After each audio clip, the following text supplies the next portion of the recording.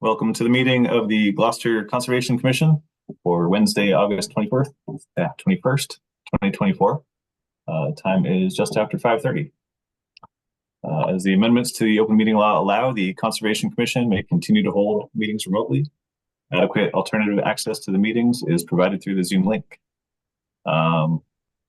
We do have rumors that we will start going back to Kairos possibly in September. I believe the electronic issues have been fixed, but please continue to check the updated city calendar and agendas for updated meeting information and location information.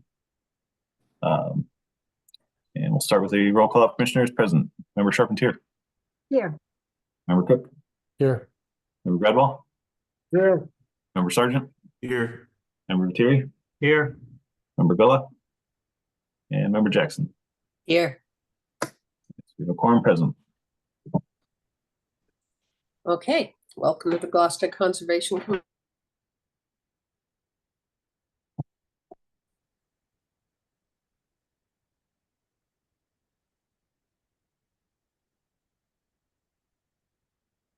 I think Ann is.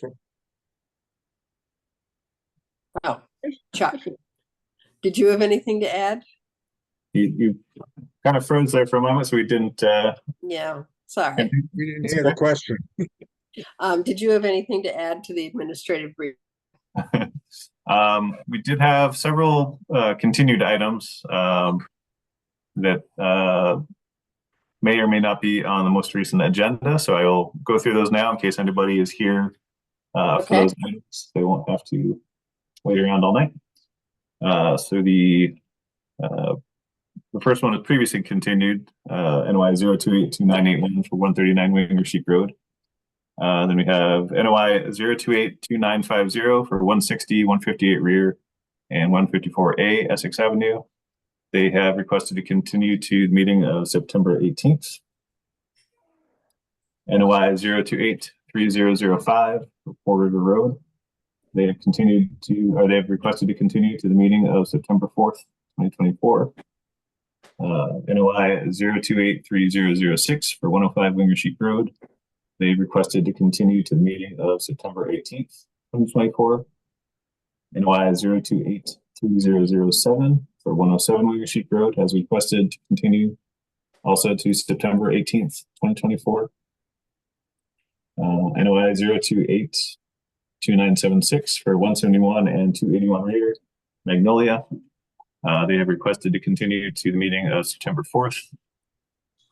RDA 1808 for 11 to 13 Harbor Loop Drive has requested to continue to the September 4th meeting. RDA 1809 for 20 Walnut Street has also requested to continue to the meeting of September 4th. And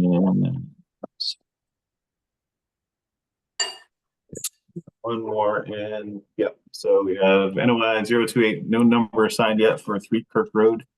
They have requested to continue to the September 4th meeting as well. We're gonna have to start that meeting at 4:30. Okay, What was that, Linda? We're gonna have to start that meeting at 4:30 on September 4th.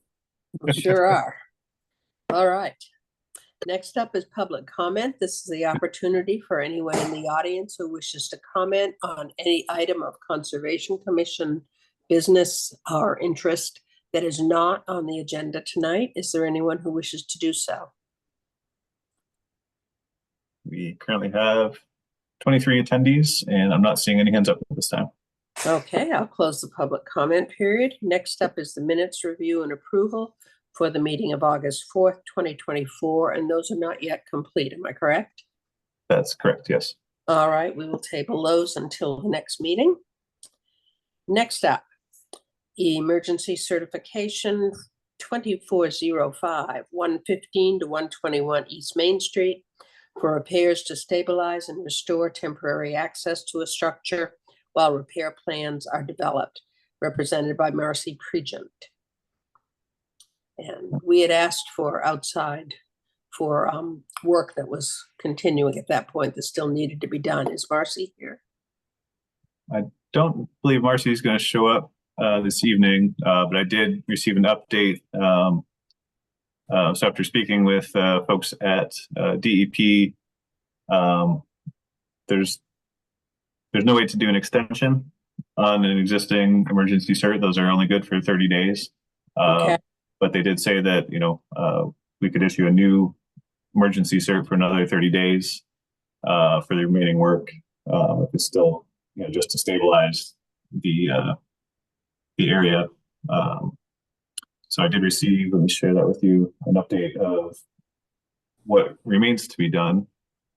And also, so the items that are highlighted in blue are the repairs that have already been done.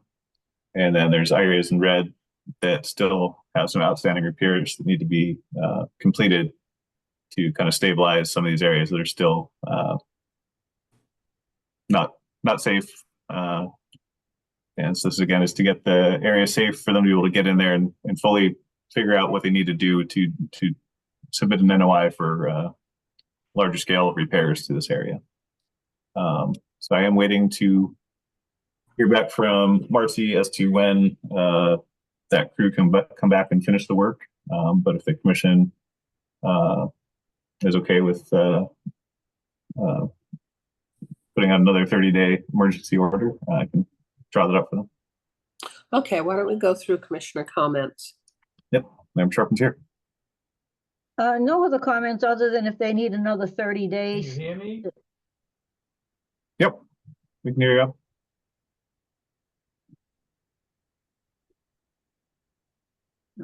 Go ahead, Okay. Linda. Yeah, all I wanted to say was that I'm good with another 30 days if they need it. Member Cook. Yeah, I have no problem. I mean, if we can't grant an extension, so you're gonna have to just give them a new emergency cert, right? Yes. Okay, yeah, I'm fine with just having you issue another emergency cert. Member Gladwell. Same as everybody else. Give them a cert. It's Okay. very, very hard to get contractors to work on short notice. Member Sargent. I'm okay with it. Member Terry. No other comments. Member Gullah. I have nothing else to add. Member Jackson. Neither do I. Okay, why don't we entertain a motion to issue another emergency certification to 115 to 121 East Main Street, EC. Would this be a new EC number? It'll be the one that's listed there. Okay, EC 2405. Yep. Do I have such a motion? Charpentier moves to issue an emergency certification for the 115 to 121 East Main Street, EC 24-05. Gradwell seconds. Roll call. Member Charpentier. Yes, Member Cook. Yes, Member Gladwell. Yes, Member Sargent. Yes, Member Terry. Yes, Member Gullah. Yes, And Member Jackson. Yes. Okay, Rob, it's all yours. sorry for my late arrival. Chuck, did you get my text? I did not. I was checking, but I didn't see anything. Okay, because I couldn't get in. This happened last week too. I couldn't get in last week either. I don't know why. I just kept clicking until it opened, so I don't know. We'll see. Sorry I was late. I guess what I'm saying. Okay, you're here now. All right, so the emergency cert we dealt with, so we have a notice of intent of 139 Wingersheek, Ernest Herman, which was previously continued to 9/4/2024, correct? Yes. Okay, then moving along, now to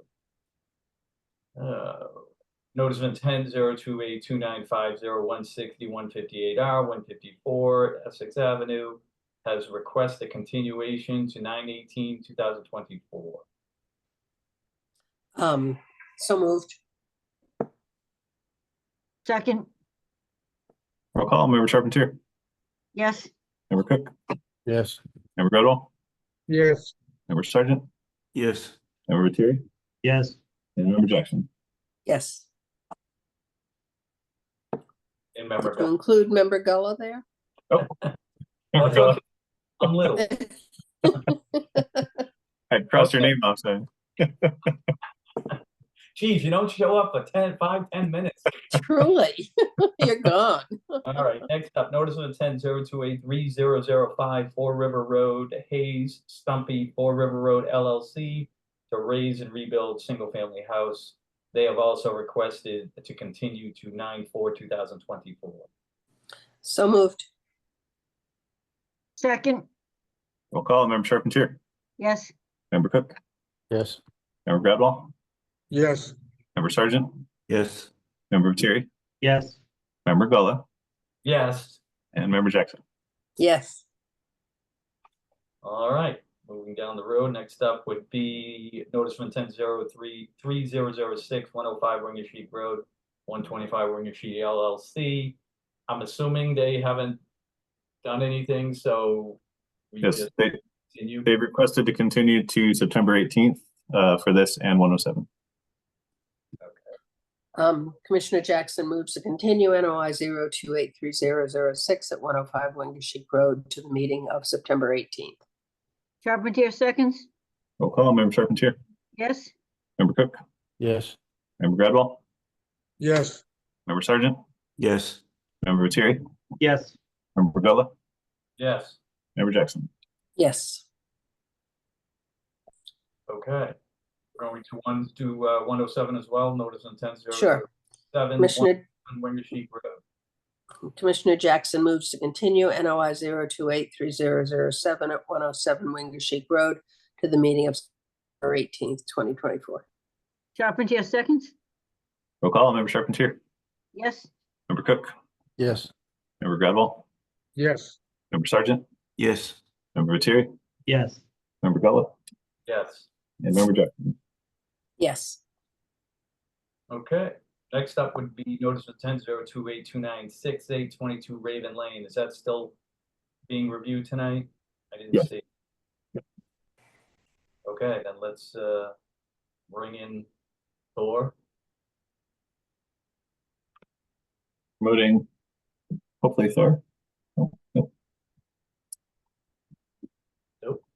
Can everyone hear me okay? Yes, Yep. name and address for the record, please. Yes, my name is Chris Sparagus, civil engineer, professional engineer in the Commonwealth from the office of Williams and Sparagus, and I'm filling in for Thor tonight. So if you'll bear with me, I did familiarize myself with this application, but sometimes we have meeting conflicts, and we're ready to continue our discussions, and I'm ready to present and explain the letter that was submitted to the commission back on August 15th that addressed the questions that came up the last time we were all together on August 7th, with your permission. Yes, Okay, go ahead. thank you. So in the letter, what we did was we provided answers to some questions that came up at the last meeting, including providing a stormwater report or checklist summarizing compliance with the Department of Environmental Protection's DEP stormwater management standards, providing an operation and maintenance plan for the weep holes within the seawall, providing a notation of a request to permit the unpermitted section of the seawall after the fact as part of this notice of intent. And we're talking about the seawall that is the subject of the current notice of intent that we would like to repair. So let's take the first one real quick, and I'll just go through. What we did was we prepared a stormwater checklist from DEP that addresses each one of DEP's stormwater management standards, and I'll go through each of them, but they're all notated the same way, and the way they're notated is that they're not applicable. So let me take a step back for a minute and explain to you why the proposed retaining wall repair is not subject to DEP stormwater management standards. Obviously, this is not an industrial project. It's not a commercial project. Those projects are automatically sucked in to having to comply with DEP stormwater management regulations. It's not a single-family home. It's not a residential subdivision with lots. It is a townhouse-style development with multiple units, but we're not proposing to build any new units. We're not proposing to create any new impervious surfaces. We're not creating any new stormwater conveyances. And for these reasons, the stormwater management standards simply do not apply. But just to clear the air and have something in writing for the record, we included a stormwater checklist that addresses each of the 10 standards in the letter that we submitted on August 15th. Now, the checklist talks about each, as I said, each of the 10 standards, and the first one being no new untreated discharges. Clearly, we don't have any new untreated stormwater discharges. The weep holes in the retaining wall are not stormwater conveyances. They are weep holes that are designed to protect the retaining wall from groundwater that may build up behind the retaining wall. They are not directly connected to any stormwater conveyance, and they are not stormwater pipes. We also decided to reach out to folks, a stormwater coordinator at DEP, DEP's Northeast region, just to also bounce it off of them as well. And they also concurred in an email that we forwarded to Chuck that a weep hole is not a stormwater conveyance. It is intended to protect the retaining wall from the possibility of groundwater backing up and creating an issue with hydrostatic pressure behind the retaining wall. Standard number 2 is not applicable. That has to do with peak rate attenuation. We're not creating any new impervious surfaces or any new stormwater conveyances, so that's not applicable. Standard number 3, recharge. We don't have any new impervious surfaces. We're not building anything new. We're just repairing a retaining wall. It's not applicable. Standard number 4, water quality. Again, we don't have any new impervious surfaces. We're not building any new units or anything like that. This is simply a repair to an existing retaining wall on the property. Standard number 5, land uses with higher potential pollutant loads. They have an acronym that's called LUPL. We're not a LUPL in any event, so that one doesn't apply. This is not a critical area, standard 6, so that's not applicable. Standard number 7 has to do with redevelopment projects. Sometimes we'll come into a project that might be a vacant lot that's been paved and has been sitting there for a long time, and we can come into a project like that, and if we come up with a way to reduce the amount of hardscape as part of our development, whether it's a commercial or residential development, we can claim standard 7 redevelopment. And in those cases, the standards only apply to the maximum extent practicable. But that's not applicable. In this case, we're just repairing a retaining wall. Standard number 8, construction period pollution prevention and erosion and sedimentation control. That's not applicable in the sense that we're not building any new stormwater conveyances, but that doesn't mean that we're not responsible for erosion and sediment control. We're working within and close to wetland resource areas. And so even though a project may not be subject to DEP's stormwater regulations, we have to protect the wetland resources from erosion and sediment control during our construction activities. And our notice of intent and plan have always shown a line of erosion control, and we're going to do that during construction.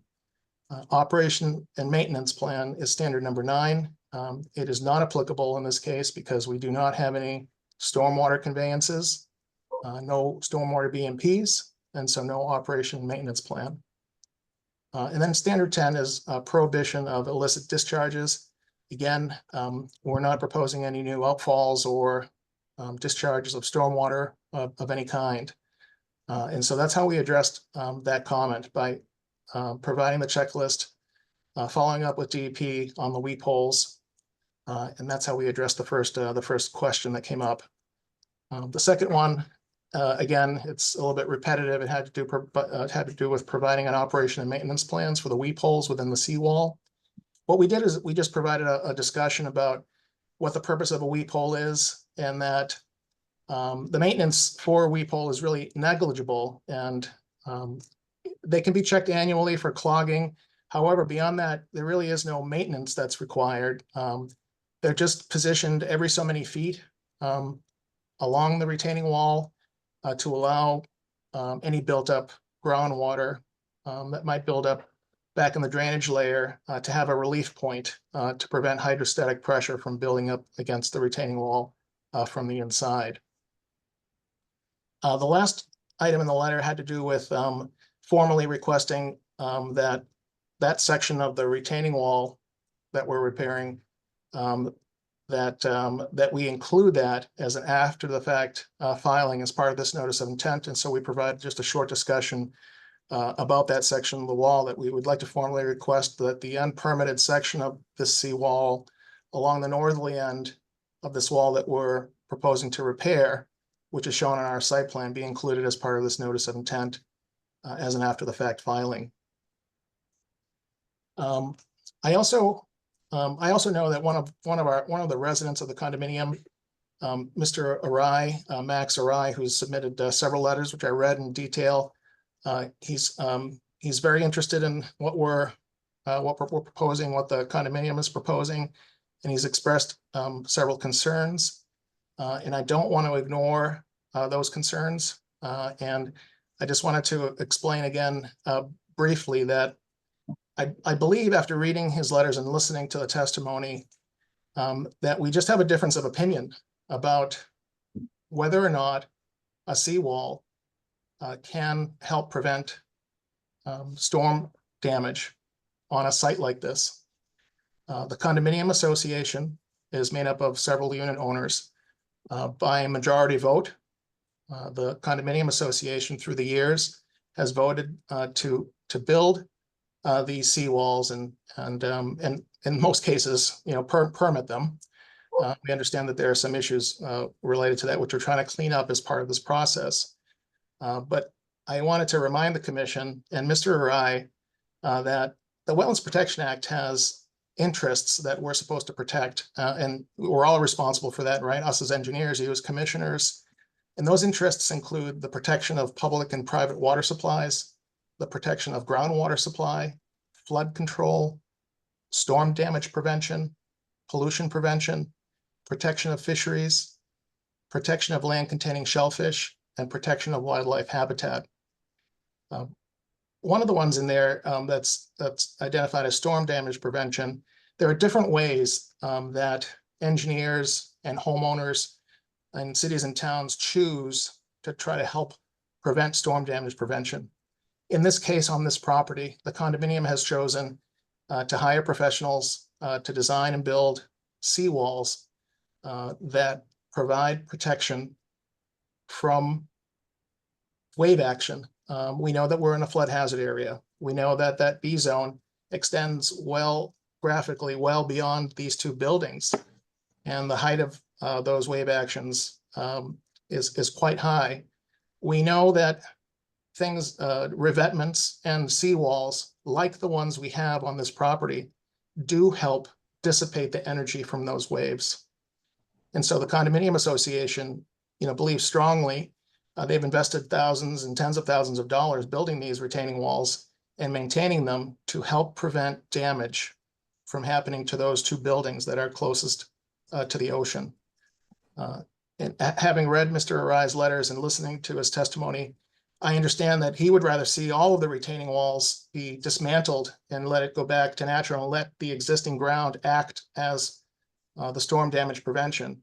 But the condominium association and we as their engineers believe that the retaining walls are serving a purpose and they are providing for storm damage prevention. And it's something that can be permitted, that is permittable under the act and under your regulations. And that's why we're here going through this effort.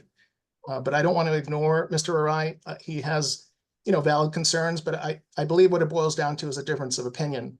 But the condominium association believes that these walls are better to protect this property than no walls. And so that's why we're here. Okay. I gotta wrap that up. Thank you Sorry for about that. that. A little long. Okay. So next up would be public comments. It's the period where the public is welcome to speak for or against the project. You may do so by hitting the raise your hand button at the bottom of your screen or hitting *9 on your phone or a handheld device. 26 attendees present and one hand up. Max Arai. Hello? This is Max Arai from 18 Raven Lane. Yep. Can you, And can you hear me? yep, go ahead. Great. And I thank Mr. Sparagus for his explanations. That's quite helpful. I think it's worth summarizing some of the activity since this request was made 9 months ago, that certain things have become clear. First, I believe the NOI falsely claimed an exemption to the requirement for a stormwater management report because a stormwater management report is associated with the entire site as deeded. And that includes not just this section of retaining wall, but several other seawalls and outflow near the southern edge of the property. And so there is a need for this site to have a stormwater management report. I wrote some detailed notes in February that sort of outline some of the issues on the site. In the intervening 9 months, the claim of this exemption has not been removed from the application. At the last meeting, which admittedly was a different engineer from your office, both the Conservation Commission and the petitioner's engineer agreed that a stormwater management report is required for this site. And the petitioner's engineering firm has repeatedly attempted to downplay this requirement, as Mr. Sparagus has done very ably today. And I don't disagree that if the site consisted solely of a retaining wall behind these 4 units that were initially applied to be repaired, that there would be much argument about it. But I don't believe that that's the scope of a stormwater management plan. The fourth item is that the engineering firm has submitted what appear to be obviously incorrect drawings, in that the northern part seawall, which is a seawall and subject to the subject of a different NOI, it was labeled as a retaining wall. And this project, which is titled as a retaining wall, was labeled as a seawall. And that's of interest, since a seawall would require a Chapter 91 permit. I don't believe that either one of those seawalls has a Chapter 91 permit, but perhaps I just haven't looked hard enough. And so, the fifth thing is that, as the engineer has allowed, everybody agrees that the section of retaining wall in question is not part of the original site plans. And so this would be a de novo putting in of a seawall, of a retaining wall rather. And I'm not going to read through all the rest of my comments, but I just wanted to mention that the retaining wall in the entire footprint of the building is in a V20 flood zone. And what that means is that under 100-year flood conditions, the retaining wall will be submerged by more than 7 feet and subject to intense wave action. And pretty much that necessarily due to the light construction, due to the fact that this retaining wall is in a rather inaccessible place where you would have a lot of trouble bringing in heavy equipment. The materials are going to be small stones and concrete. And that's very similar in construction style to the section of seawall that failed in 2018 behind units 32, 34, and 36. And the replacement for that seawall, which is a seawall and not a retaining wall, the stones were 10 times as large. And it is just not feasible to carry stones of that size to repair this retaining wall. And so under 100-year storm conditions, pretty much everything behind that seawall / revetment / retaining wall, whatever it is, would be scoured out. Anybody who has any doubt about that should take a look at the state of Stage Ford Park right now, where there is a very well-built revetment that shows very little storm damage, but everything behind it for several yards has been completely scoured out. And there's a lot of remediation that's being done now. And there's going to be a discussion later this evening in the context of a request for a certificate of compliance, RCOC 028-2597. And I'd like to make it clear that, in my opinion, the actions of this petitioner call into question that any order conditions would be complied with. Specifically, the condominium association in that case, again, falsely claimed exemption from the Chapter 91 permit claiming it was a retaining wall, as the engineers have again drawn, which is not correct. And they claimed exemption to the stormwater management plan, stormwater management report, by reporting that it was a building of 1 to 4 units. And then furthermore, that the association failed to comply with the terms of the NOI by encroaching on the harbor both horizontally and vertically by several feet. And I believe there's aerial photographs that have been put into the public folder that demonstrate this. I mean, you can see this encroachment from outer space.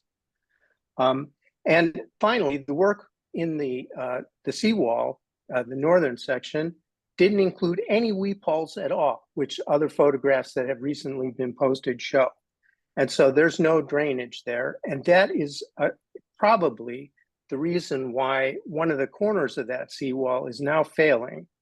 And so in my layman's terms, the NOI, that old NOI, called for the construction of a seawall, but it resulted in the construction of a partial dam. So one thing that amazes me, I am struck by the extent to which many of the petitioners to the Conservation Commission work earnestly to comply with the wetlands regulations, and the stark contrast presented by the petitioners of NOI 0282968 and NOI 0282597. So in the best of all possible worlds, this NOI would be amended to fully comply with the environmental needs of the site, and those amendments would remove the claim of exemption from the stormwater management report, deliver a complete stormwater management report for the entire site, and amend the proposed statement of work to restore the conditions for the original site plan for the site's construction in 1982. And that involves removal of the unpermitted section of retaining wall and fill behind it, and repair of the remaining crumbling walls. And given the length of time that the petitioners had to make these changes, the petitioner appears unwilling to embrace this scenario. So Okay. in my opinion, Sir, I gave you about the same time for the other gentleman, so. okay, great. Yeah, Thank you. final comments, please do it right now, that'd be good. I have Anything- 2 more sentences.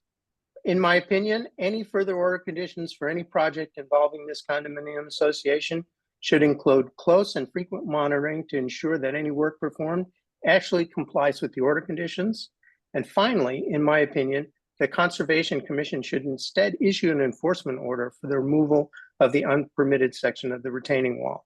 That would be consistent with the treatment of many other illegitimate activities as exemplified by other enforcement orders on tonight's agenda. Thank you. Thank you, sir. Okay, anyone else have their hands up, Ken? Sorry about that. Right, Chuck, We have no other hands up at this time. seeing none, hearing none, to close the public comment period, why don't we move on to the roll call commissioner comments? Member Charpentier. I would like somebody in one sentence to say what they actually want done here. We've listened about a half an hour to pros and cons, and I am really not clear at this point on what is going to be done here. Well, so what I would suggest is hopefully the rest of the commissioners can kind of tie some loose ends up, or Chuck, but why don't we keep going through the roll call? Member Cook. You're muted. Thank you. I guess a big concern is we're using the terms retaining wall and seawall interchangeably in the documentation and everything. And they basically have 2 different requirements. So we need to get that clarified. If it's, if it's touching, I think it's the high water mark, it becomes a seawall. Therefore, it requires a Chapter 91 license. We don't have that, to the best of my knowledge. So I think we need to have it, the entire project designated as a seawall, and not say, well, this part's going to be a seawall, this part's going to be a retaining wall. We're going to put a seawall in. We're going to require a Chapter 91 license for the entire project and get it done in its entirety. Member Gretel. You're muted. Try again, you're muted.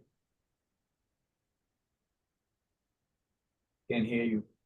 I think that Bill Cook did a very fine example of defining the problem, because we can't be mixing the two as we go along the linear of the range. Member Sergeant? Thank you for providing the stormwater information. Weep holes are considered by some regulatory agencies as discharge points. However, groundwater is not stormwater, and therefore it's not applicable in this project. Thank you.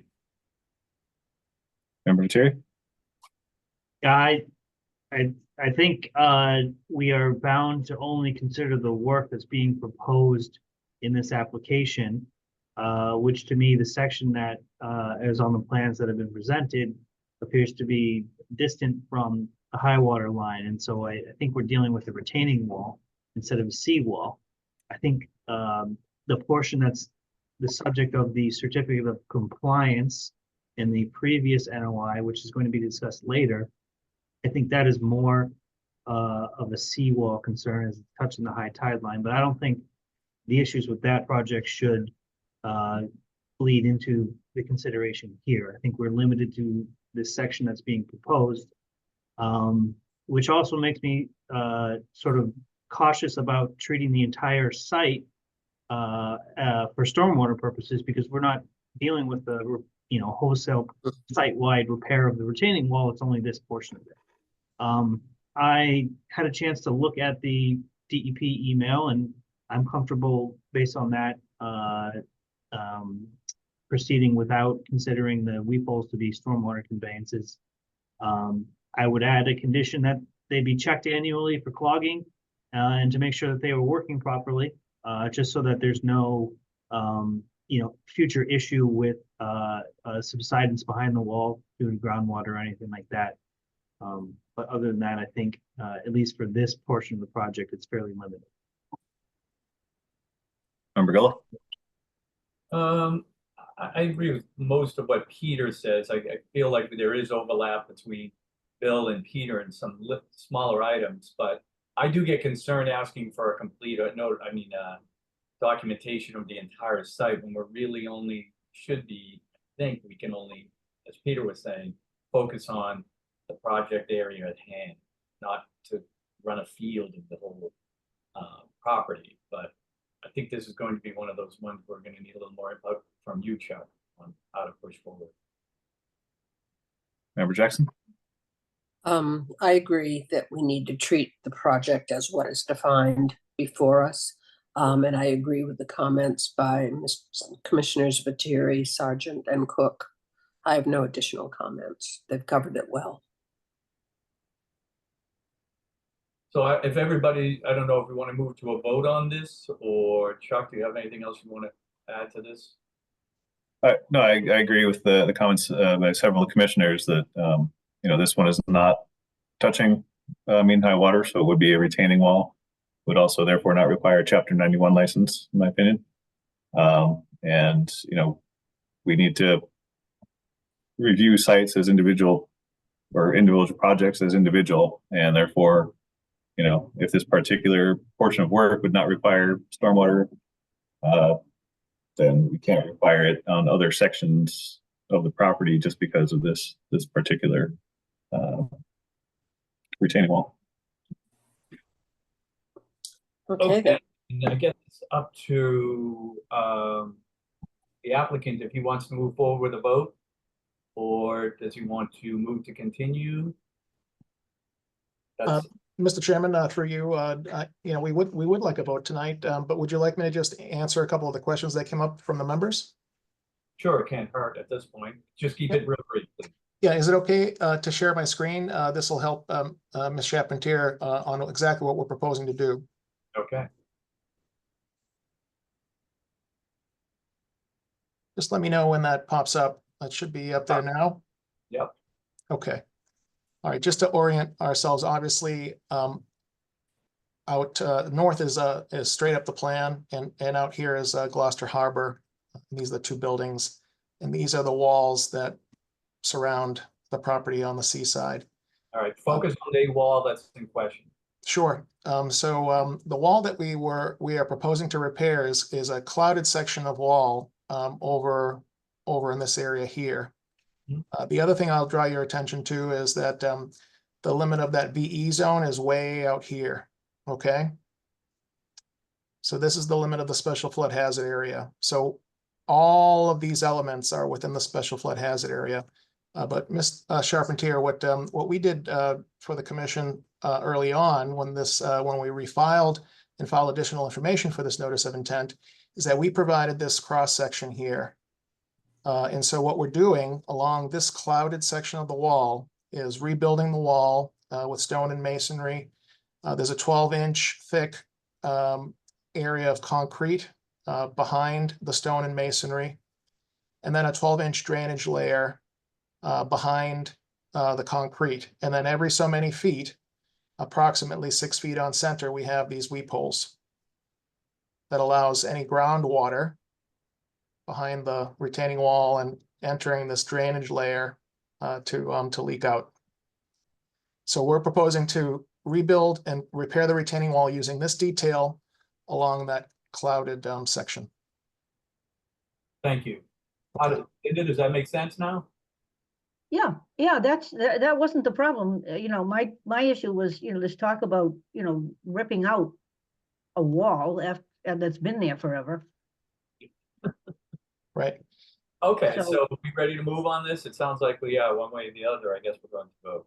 So, Okay, Commissioner Jackson moves to close the public hearing for NOI 0282968 at 22 Raven Lane. Carpentier seconds? Roll call, Member Charpentier, Yes. Member Cook. Oh, Bill? you're muted. I think Bill's muted. Yes. Member Bradwell, yes, Member Sargent, Yes, Member Viteri, Yes. Member Gullo, Yes. Member Jackson. Yes. Commissioner Jackson moves to approve NOI 0282968 with the conditions contained in the documentation as well as those discussed in the Conservation Commission meetings pertinent to this project. Charpentier seconds? Roll call, Member Charpentier, Yes. Member Cook, Yes. Member Bradwell, abstain, Member Sargent, yes, Member Viteri, Yes. Member Gullo, Yes. Member Jackson. Yes. Thank you very much. Yeah. Well, have a good night. I'm going to stick around for the COC. Oh, Okay. dinner and a show. Okay. Next up, moving ahead, we have notice of intent 0282976, 171 and 281R Magnolia Ave, Cal Mag LLC. They are requesting a continuation to 9/4/2024.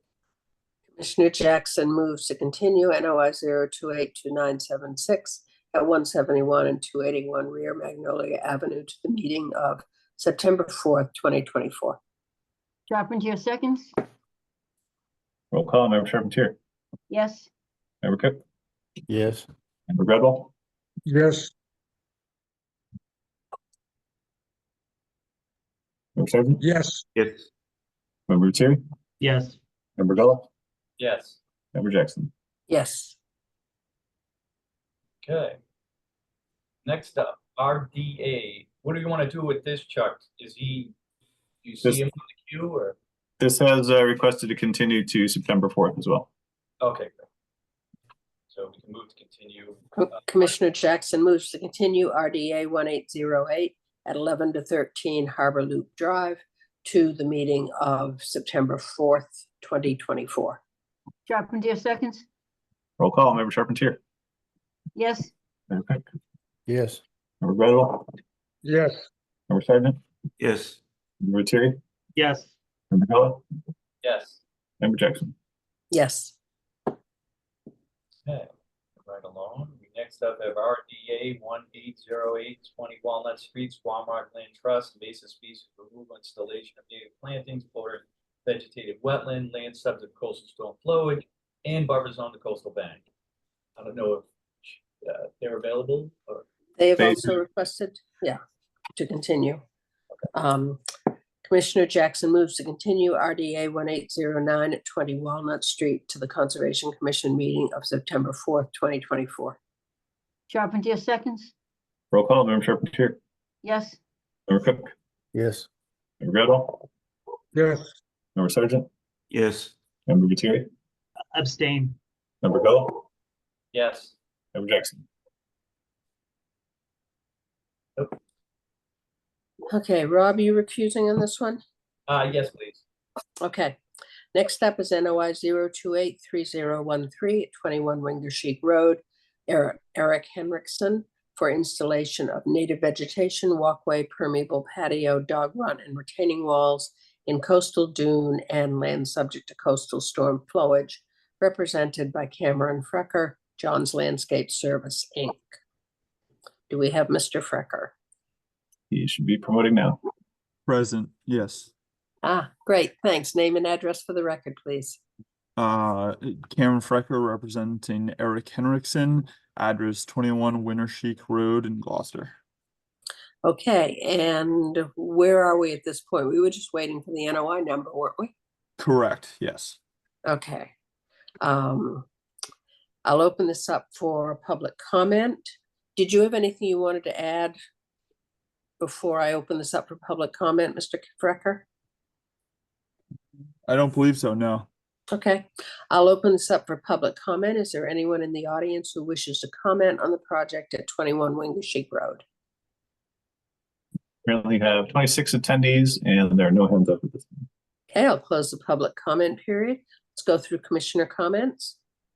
Member Charpentier, no comments, Member Cook, No comments. Member Gradwell, no comment, Member Sergeant, I'd like a 2-year monitoring for the mortality of Yes, mitigation plantings. Member Viteri, No comments. and Member Jackson. No comment. In that case, I will entertain a motion to close the hearing. Charpentier moves to close the hearing for NOI 0283013 at 21 Wingersheek Road, and Gradwell seconds, Roll call, Member Charpentier, yes, Member Cook, Yes. Member Gradwell, yes, Member Sergeant, Yes, Member Viteri, Yes. Member Villa. Oops, sorry. Member Jackson. Yes. And Linda, would you like to make a motion? yes, Charpentier moves to approve NOI 0283013 at 21 Wingersheek Road with the aforementioned condition of a 2-year mortality monitoring. Gradwell seconds, Roll call, Member Charpentier, Yes, Member Cook, Yes. Member Gradwell, abstain, Member Sergeant, yes, Member Viteri, Yes. Member Jackson. Okay.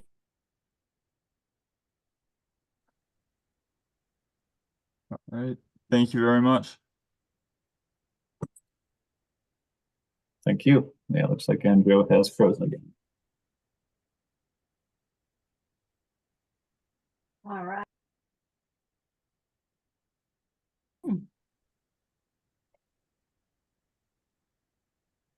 Okay. There you go. Did Mr. Frecker get taken care of and dismissed?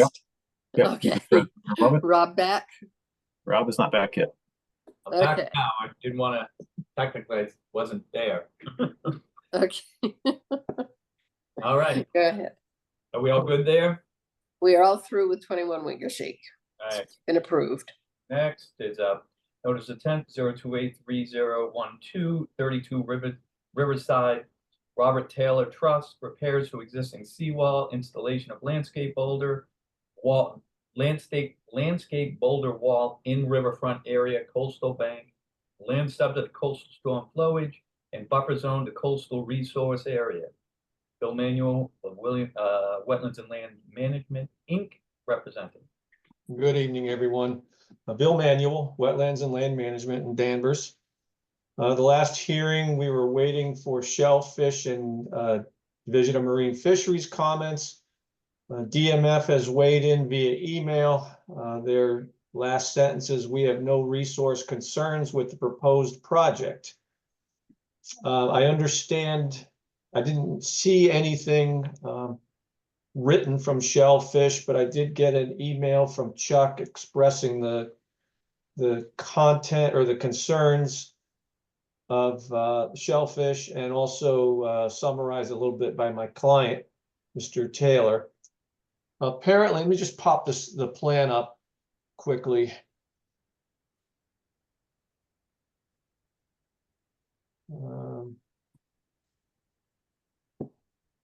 So this section of wall had some rockweed, apparently more prevalent than this section here. And so the question was, they're hoping to minimize disturbance to the rocks on the small south wall of the pier, as these are growing rockweed. And Shellfish apparently did say they're okay with moving boulders immediately adjacent to the work area, but not those that are further out. Second, or last question, or last sentence first, the ones that are further out are typically smaller boulders, and we have no use for those, so those would not be disturbed. The south side of the pier, this is standing on the pier looking back towards the house. This would be the south side of the pier, and this picture was added to the Google Drive on the city website, and it's been annotated by Mr. Taylor. So there is rockweed here growing. This is almost at, I would say, close to high tide. This picture was taken high to at least mid tide. You can see there is bedrock here. These boulders here are underneath the pier. The pier is not being touched. We're not doing anything to work on that because some of this post here, as a matter of fact, is resting on existing boulders. So we're not doing anything to the pier. So it's this limited area here, and you can see there are already large boulder stones that are at the toe of the wall. And show you one more picture taken today from Mr. Taylor. And now this is at a lower tide, falling tide. There's those large rocks. You can see where the accumulation of the rockweed is. It's on these smaller stones that are more seaward of the existing base stones. I'm pretty sure we can work around all of this rockweed area and just work from the bigger stones back up. Mr. Taylor observes that the rockweed seems to be attached to some of the smaller stones, and if possible, we could, if say like the stones up in here, if they were possible to pick up and move out of harm's way, we would certainly do that. But rockweed is a good habitat, intertidal habitat feature. We certainly don't want to disrupt it. But in this case, I think we can pretty much work above it. I don't want to, at this point, say, gee, we might have to move these smaller rocks to make it, a more stable base stone. I don't want to totally exclude it, but perhaps that's something that the contractor and Chuck can discuss at the pre-con meeting, and precisely get an idea of just to what extent they're going to work beyond these base stones and what stones they're going to have to move. Beyond that, that's all I believe we were waiting for, and I would stop my presentation there. Okay, thank you very much. Next, I'll open up for public comment. Anybody in the public who wishes to speak for or against the project at 32 Riverside may do so by hitting the raise your hand button at the bottom of your screen or hitting *9 on your phone or handheld device. We do have 23 attendees present and no hands are currently up. Okay, then seeing none, hearing none, close public comment period. Roll call, Commissioner comments. Member Charpentier, No comments. Member Cook, Yeah, there was one other question that we had at the last meeting, and that was in reference to Chapter 91 license. So I'd like to find out what Bill has found out on that. Member Gretel, No comment. Member Sergeant. Yeah, at the last meeting, you said maybe it had a Chapter 91. I'd like to condition it that you would have to get a Chapter 91 if you didn't. And at the last meeting, you said that you would install a floating boom, and I'd like to condition that as well. Thank you. Member Sergeant. Yeah, I'd just like to get Chuck's take on whether or not the shellfish review is adequate, given there's no written confirmation or anything. Member Bill, Nothing else to add. Member Jackson. No, I have nothing further. Um, What do yeah, I think Mr. Manuel summarized it. Yeah, the picture you showed was what I took, and then he or somebody annotated it. So yes, it's you know, I guess it wasn't that nothing could be done with that rockweed area, but to minimize disturbance to there if possible, to maintain that rockweed habitat. So I definitely think that you know, something could be worked around. All right. So, Mr. Manuel, you want us to move to a vote? Well, I just About want the to Chapter discuss the 91. Chapter 91 license issue. There is a license for, on this property. It was issued in the mid-90s, I believe, during the amnesty period. It's not an amnesty license, but it was during that period when they were encouraging everyone to try to get a license. It specifically references the pier, ramp, and float. There is a notation on there that about stones and retained fill. Although under today's standards, that certainly, that would not be enough information. Today's Chapter 91s are pretty specific, and they want you to, document the extent of riprap. Just pop the plan up real quick again.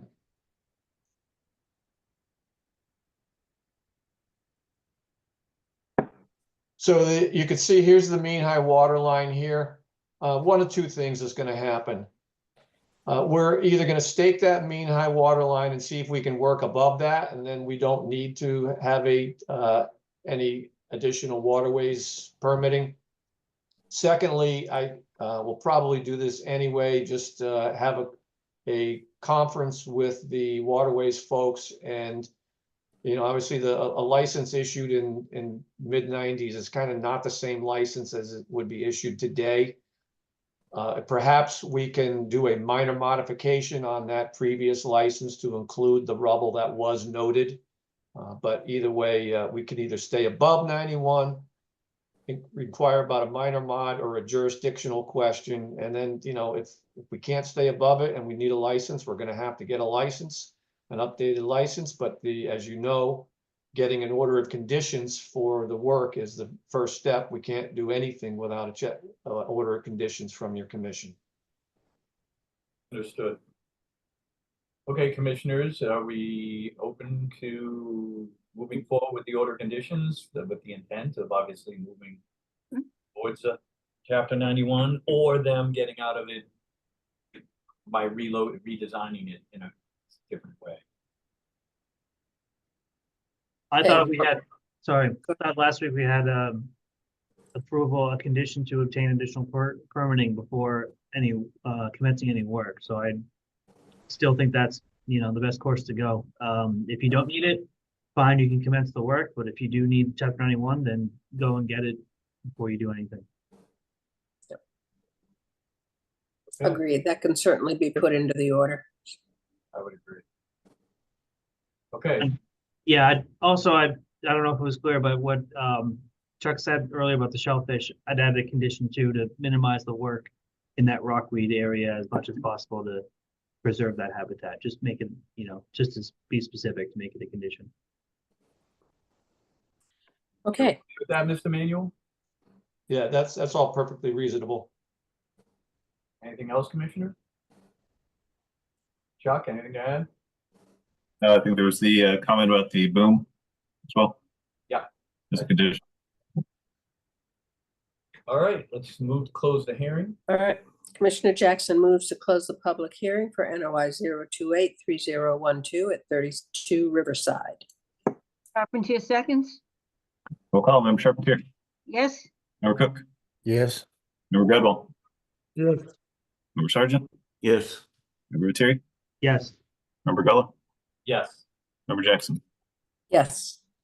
Commissioner Jackson moves to approve NOI 0283012 at 32 Riverside with conditions previously mentioned in the documentation and meetings pertinent to this application, as well as the use of a floating boom, minimization of work in the Rockweed area, and the obtaining of any additional permitting, specifically Chapter 91. Charpentier seconds? Call, Member Charpentier. Yes. Member Cook. Yes. Member Goodall. Abstain. Sergeant. Yes. Member Lettieri. Yes. Member Gola. Yes. Member Jackson. Yes. Thank you. Thank you. All right, next up, we have extension 0282732, 28 King Philip Road. David Surratt, construction of a 3-foot by 66.5-inch pier. I'm reading that correctly, for non-motorized watercraft on Little River. Bill Manuel, Wetlands and Land Management, Inc., representative. All right, so we're asking for another 1-year extension. Recall I came to this commission last year for an extension. The 3 years was basically eaten up by delays in obtaining Chapter 91 licensing during the COVID period. And by the time we got it, there was about, well, there was a year left in the order of conditions. The applicant had somebody lined up, and then that person went dark. The next bid they got was quite a bit higher than the original bid, and made him pause for a breath. So what we'd like to do is get another 1-year extension. The permit actually expires on December 31st of this year. If we can get another 1-year extension, hopefully prices will be more reasonable, and they can commence the work again next year. If not, they'll have to roll up their sleeves and get it done by December 31st. But we're hoping to have that 1 more year of breathing room to be able to get perhaps better pricing on the project. Okay. Why don't we do roll call comments from Commissioner Chuck, just to see if everyone's on page. Yep. Member Charpentier. No comments? Member Cook. I have a question. If we do an extension, is the extension 1 year from today's date or 1 year from the previous conditions? That's a question for Chuck more than Bill. It'll be an extension from the current expiration date. The current expiration date. Okay. Next. Member Gretel. No comment.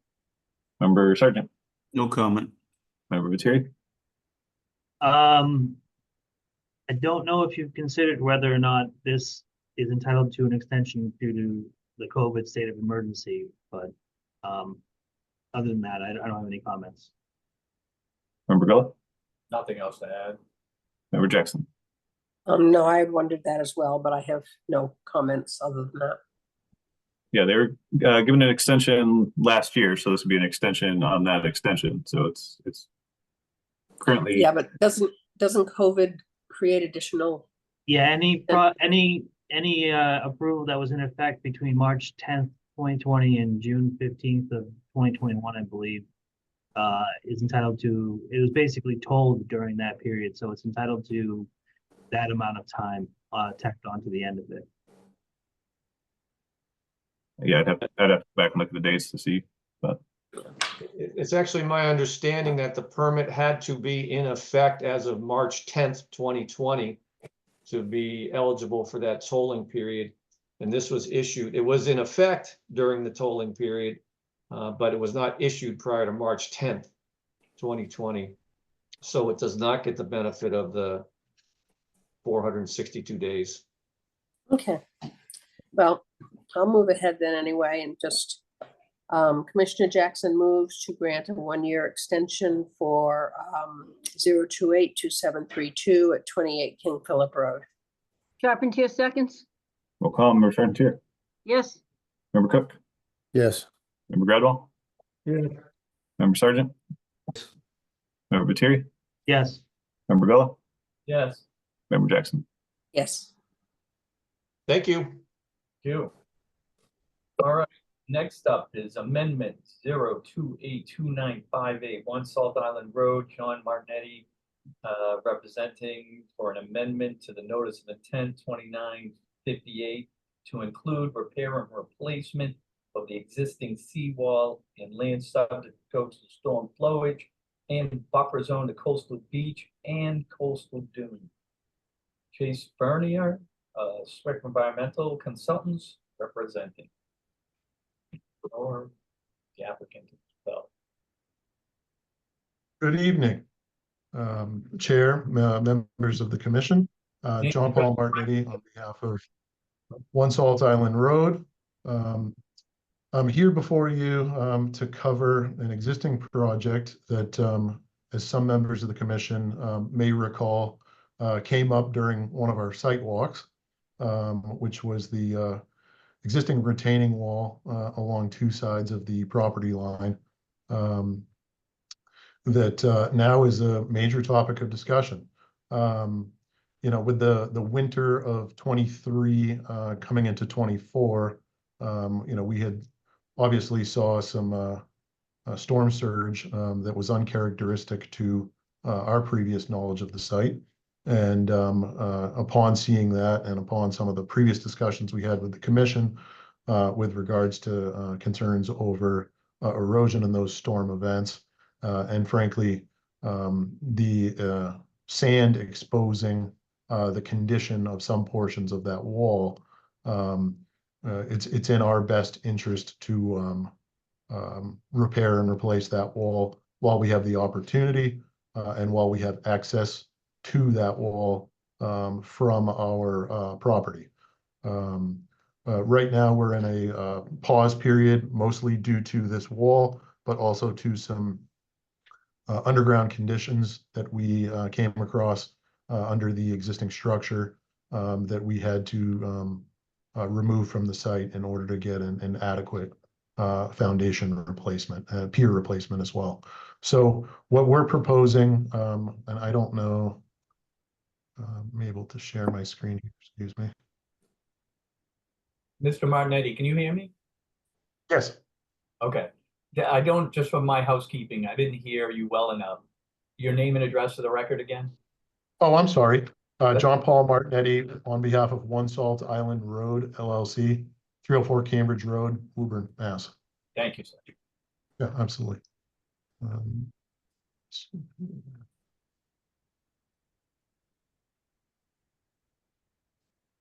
Okay, can you see my screen? Yep. So the original project in question, this being this blue outline here, sits on top of what is the existing retaining wall that rides along this side of the site. So what we've proposed is to repair and replace as needed along the existing face of foundation wall, or face of retaining wall, excuse me. We've provided a couple of details from our structural engineer on what those details look like, really depending on existing condition. And these two conditions before you. Condition 2 reflects the existing retaining wall, which you see here hatched. See the foundation, the footing, and the existing wall. What we're proposing, where we're able to simply repair, is to dowel into that wall and provide additional support and to run the wall higher in order to avoid those scour events where we do get that spillover just inside here and creating erosion. What you see reflected here is a subterranean buttress wall, and that would only be on this portion of the site here, which is more exposed to wave action in the event of a nor'easter. This side of the wall, not as much. What we have proposed for this side of the wall, where we have some major degradation, is a replacement of wall. So effectively removing what's there and replacing it like kind with a wall that has the proper structural support for both now and the future. So that being the detail on what we're proposing. Now, part of the issue with the existing condition is, as we have found throughout the entire site, The more that we look, the more that we find in terms of within the site.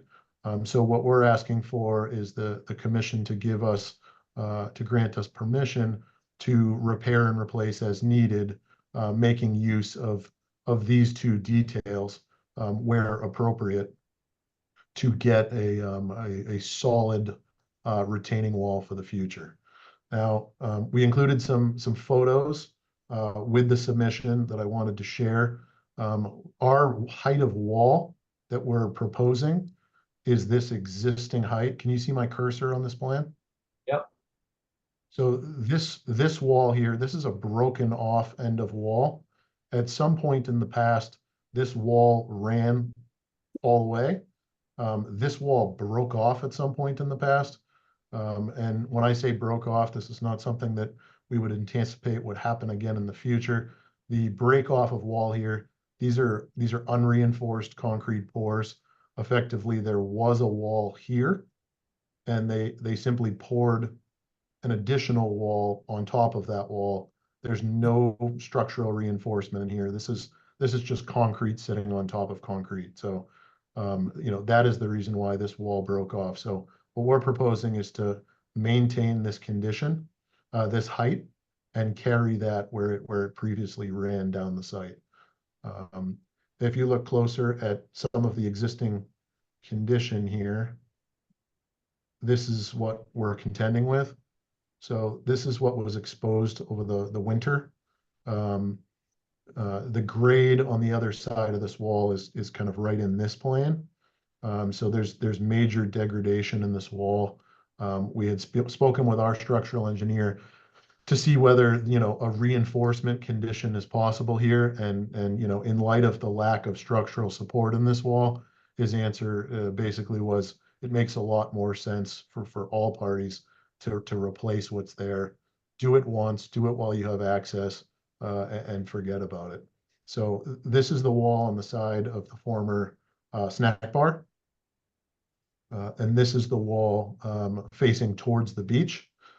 This wall is in much better condition. But again, as we're moving along, and you can see this crack here, we'd like the flexibility to evaluate whether or not we're able to move forward with that reinforcement condition, or if it makes sense to simply replace what's there. And the only reason for the ask on returning to that old height is to prevent those scour events where we get erosion on our site. We've proposed very dense planting on our site, which obviously we would continue with. But our concern is that we're not going to be able to get sufficient stabilization for those first 2 to 3 feet inside the wall if we experience similar winters to what we had this past winter, which was new to us and frankly eye-opening. So we're looking at this as an opportunity while the site is open to make this replacement work, to work from this side of the site, and then to not need to address it again in the future. So that's really the extent of it. I know we discussed it in some of our site walks, and at the time we looked and said it's a substantial financial undertaking, and we didn't feel it was necessary. But at this point, we're looking and saying this is the time to do it, to spend the money and to stabilize the site. Okay. All right. First up, I'm going to open up for public comment. Anyone who wishes to speak, or sorry, that's up. Anyone who wishes to speak for or against the project 028-29581 Salt Island Road may do so by hitting the raise your hand button at the bottom of your screen, or hitting star 9 on your phone or handheld device. We currently have 23 attendees, and there are no hands up this time. Okay, seeing and hearing none, I close the public comment period. Why don't we move on to Commissioner roll call comment? Member Charpentier, No comments. Member Cook, Yeah, I'm struggling a little bit to understand how much we're actually going to be raising the seawall. And are we going to be if we're going to be raising it up in the front also, and bringing it down the side, How high are we gonna go in the front? We're looking to maintain I'm this sorry, elevation, so I didn't give you the rules to the game yet, sorry. Let all the commissioners take notes, let all the commissioners make comments, and then we'll circle back. My bad. absolutely. Member Gradwell, No comment. Member Sargent, Yes, during the site visit for the NOI, it was observed that the stairs to the beach created a footpath through the dune grass. I'd like it if the wall could be extended, the replacement wall past the stairway just a couple feet further, and the dune grass would then be able to recover from this unnecessary foot traffic. Thank you. Member Viteri, Yeah, I took a look at the coastal zone management seawall repair and reconstruction guidelines. There were only a couple that seem to apply here that I'm wondering if you had considered it or taken into consideration. One was a curved top of the seawall to dissipate wave energy, and a rough surface on the exterior of the seawall in order to do the same thing to dissipate wave energy. I'm wondering if those elements, design elements, can be considered, if they have been considered, or can they be considered and incorporated? Member Gullo, Nothing added this time. I agree with Peter. If we can find that one of those other options, I would be, that those would work better for me. I know that. Member Jackson, I'm not sure where the mean high water mark is on that property.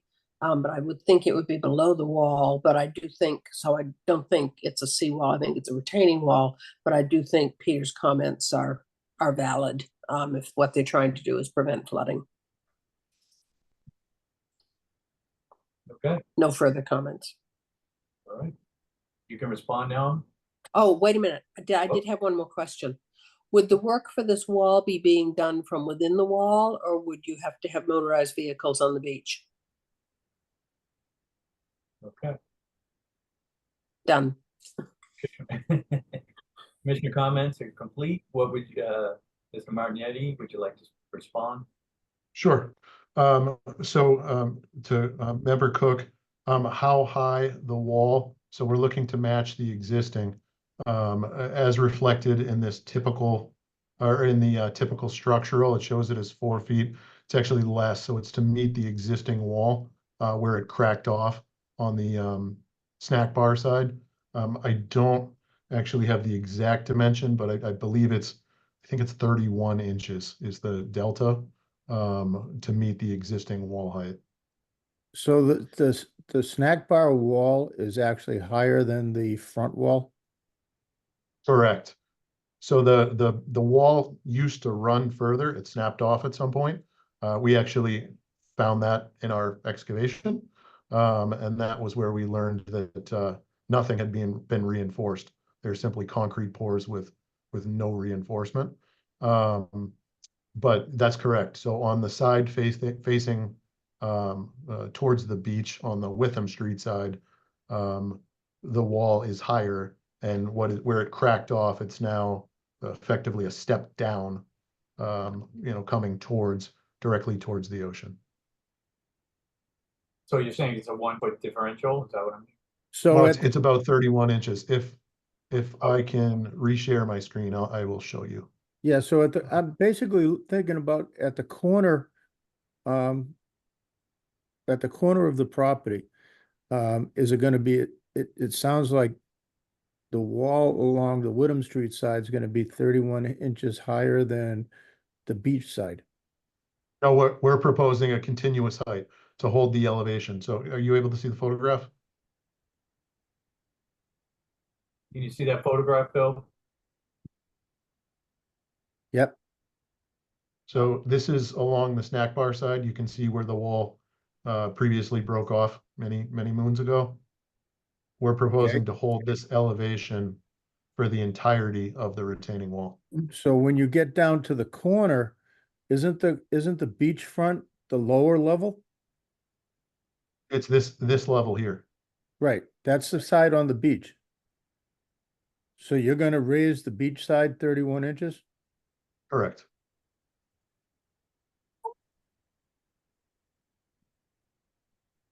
Okay. So, Okay. so it's, what is the dimension right now from grade to top of wall? 31 inches? Is that what you're saying, Joe? Yes. If you can see here, these are our worst case conditions. The delta from front to back is not substantial on the, what I'll refer to as the beach side.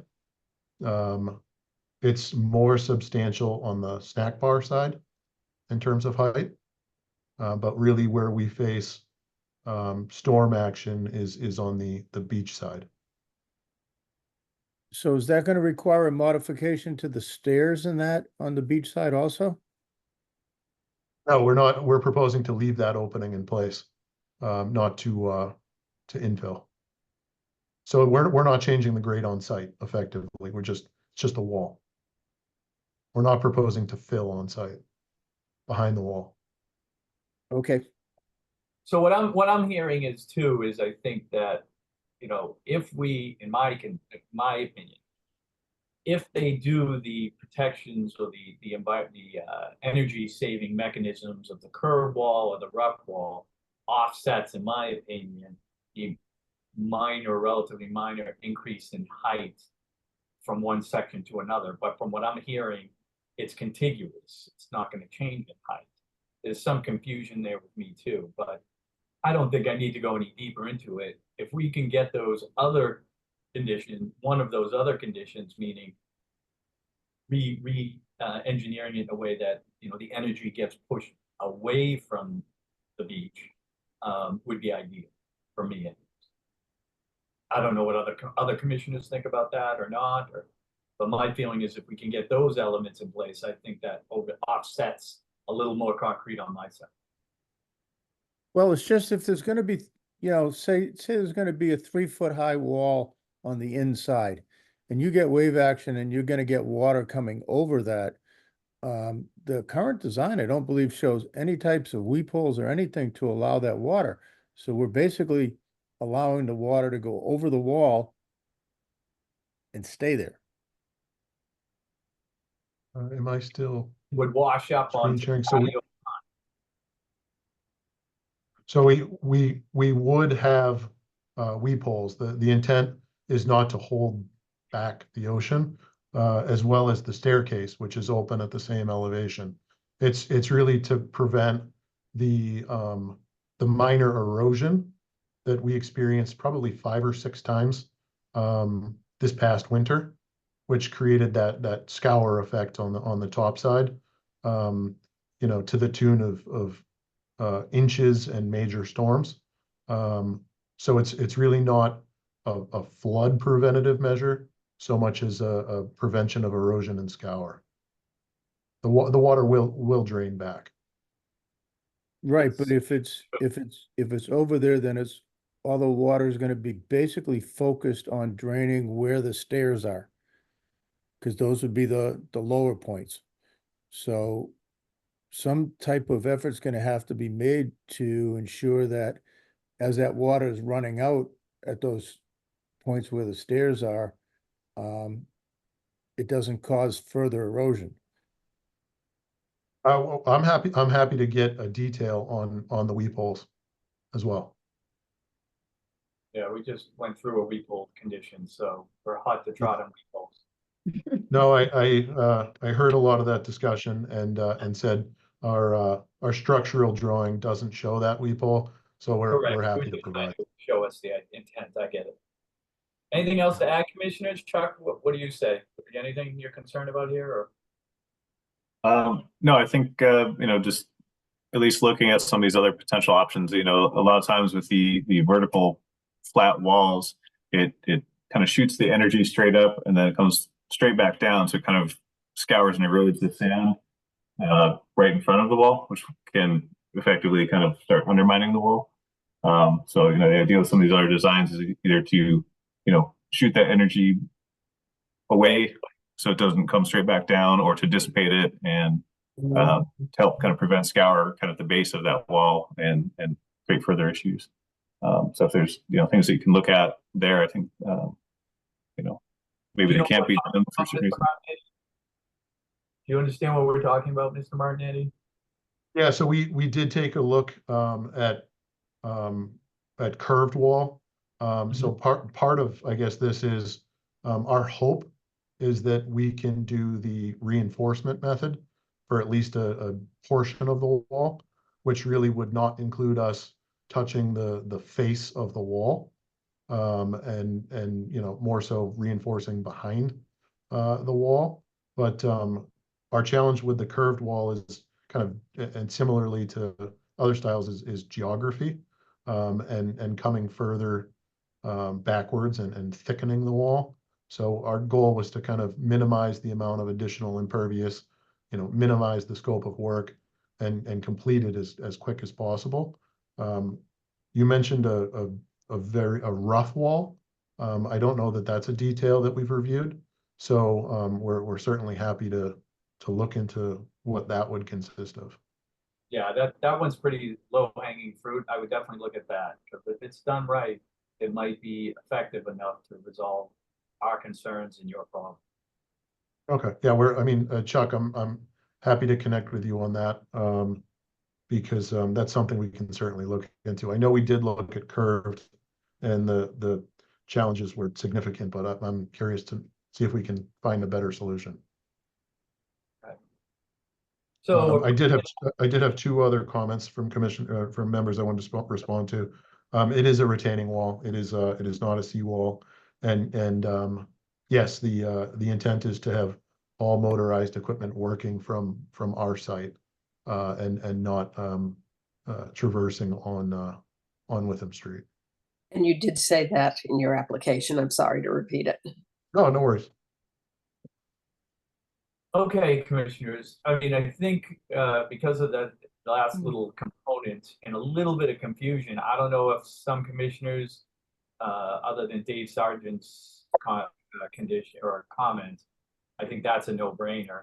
But the rest of it, as far as rough walls and some other concepts, do we feel comfortable moving ahead with an order? Do we need to wait a couple weeks, or do we need a site visit? I don't know how commissioners feel at this point. So why don't you do roll call comments one more time, Chuck? Member Charpentier, I'm fine with this. Member Cook, Yeah, I'm fine with this. I mean, they can look at it. I mean, it's their design. But I'm comfortable with approving it. Member Gettle, Yes, no problem. Member Sargent, Yeah, I'd be comfortable provided that the dune grass has a chance to grow. Member Terry, I'd like to see more consideration of what kind of design elements can be incorporated to sort of address the wave energy issue.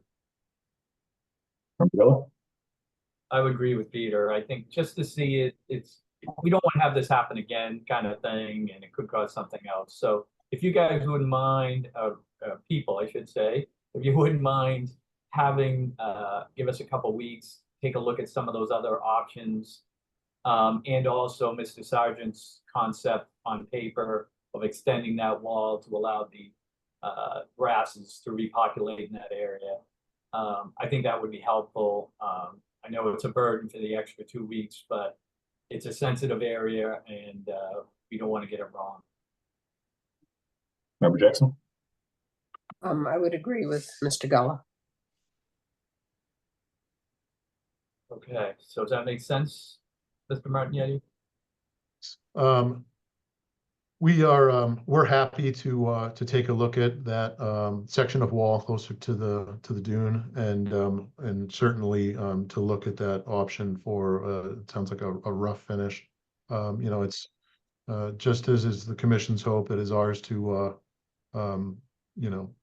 undertake this process and put it to rest for a long time. Okay, so we're gonna move you to 2 weeks. Is that okay? Yes. All right. Okay. All right, great. Commissioner Jackson moves to continue Amendment 0282958 at 1 Salt Island Road to the meeting of September 4th, 2024. Charpentier seconds. Roll call, Member Charpentier, Yes, Member Cook, Yes. Member Gradwell, yes, Member Sargent, Yes. Member Lettieri, Yes. Member Villa, Yes. Member Jackson. Yes. Okay, thank you. We'll see you in 2 weeks. Thank you. Okay. Next up. I did King Philip extension. So we're up to notice of intent, 3015 91 Wingersheek Road. Wingersheek Road Realty Trust, construction of an accessory dwelling unit and septic system in coastal dune and land subject to coastal storm flowage and buffer zone to HDEC and coastal resource areas. John Judd of Gateway Consultants Inc. represents.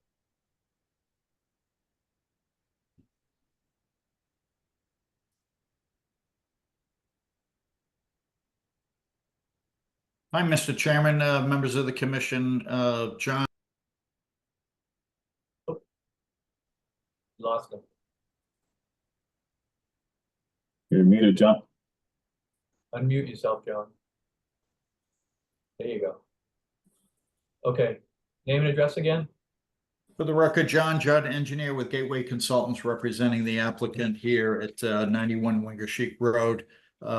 This is an application for, and I can show this on my screen, Chuck, if you'd like. If I can pull this up. The application is for a accessory dwelling unit with the installation of an associated sewage disposal system. Let me see if I can pull this up. I thought I had this handy. There it is right there. This is a, nope, wrong one here. This is 170-6842. Not sure if you have that handy, Chuck. I thought I had this all queued up.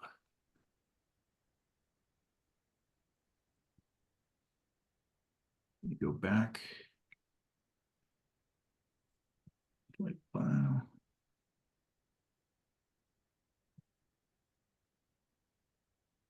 Yep.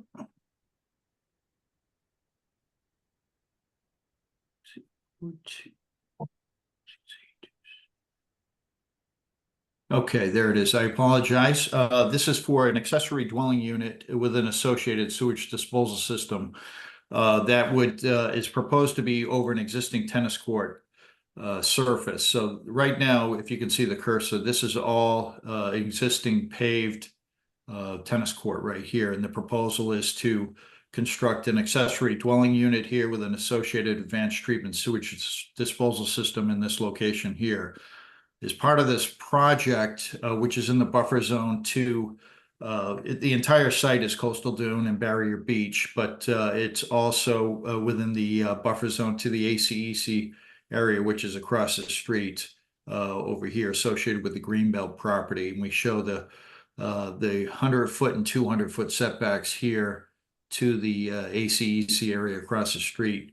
We do have also the elevation associated with the flood zone here, elevation 13, which is slightly lower on this side of the lot, slightly higher here. So due to the recent floodplain ordinance, this is proposed to be situated outside of the flood zone here.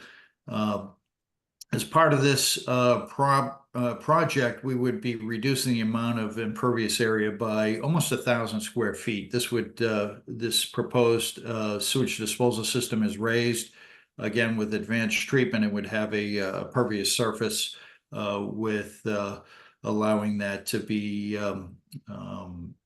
well drained, as opposed to what's there now is the pavement.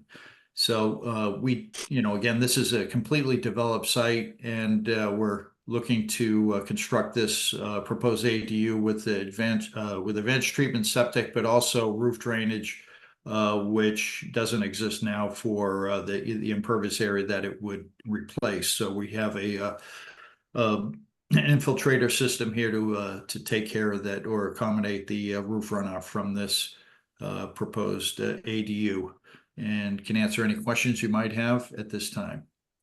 Okay, first up, I'll open up a public comment. Anybody in the public wishes to speak for or against the project at 91 Winter Sheik Road may do so by hitting the raise your hand button at the bottom of your screen or hitting *9 in your phone on your phone or handheld device.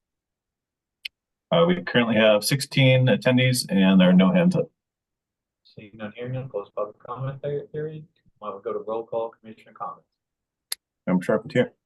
Yeah, I'd like a definition of that accessory dwelling unit. Is that a euphemism for adding another apartment to that land? Member Cook. Yeah, I was trying to expand the drawing. I couldn't. The question is, we're gonna need to, I think, is the ACEC limits. I know at one point, it was 9.6. Believe we're planning on using 10 now. I don't know what John used in his calculations. So I need John to answer that question. Member Gradwell. No comment. Member Sargent. I know that DEP provided some technical comments, and it said, based on the submitted information, it does not appear the project is permittable as proposed. A narrative must be provided to demonstrate how the project has been designed to meet performance standards for coastal dune barrier beach and improves the function of land subject to coastal storm flowage. The applicant must demonstrate how the project results in net improvement to coastal dune. Temporary and permanent impacts to coastal dune must be quantified, and the existing and proposed conditions plan shall be submitted. Mitigation and or restoration of coastal dune must be detailed. A profile of the proposed structure with elevations must be provided. Alternatives must be provided for locating the septic system within previously degraded area of dune versus existing vegetated dune areas. Member Terry. I also have the same question about the ACAC delineation as Commissioner Cook, and an additional question about what's happening with the rest of the tennis court area, and what is supposed to be the end state of that pervious or restoration area or patio or anything like that. Member Bella. Nothing further. Member Jackson. Nothing further. Okay.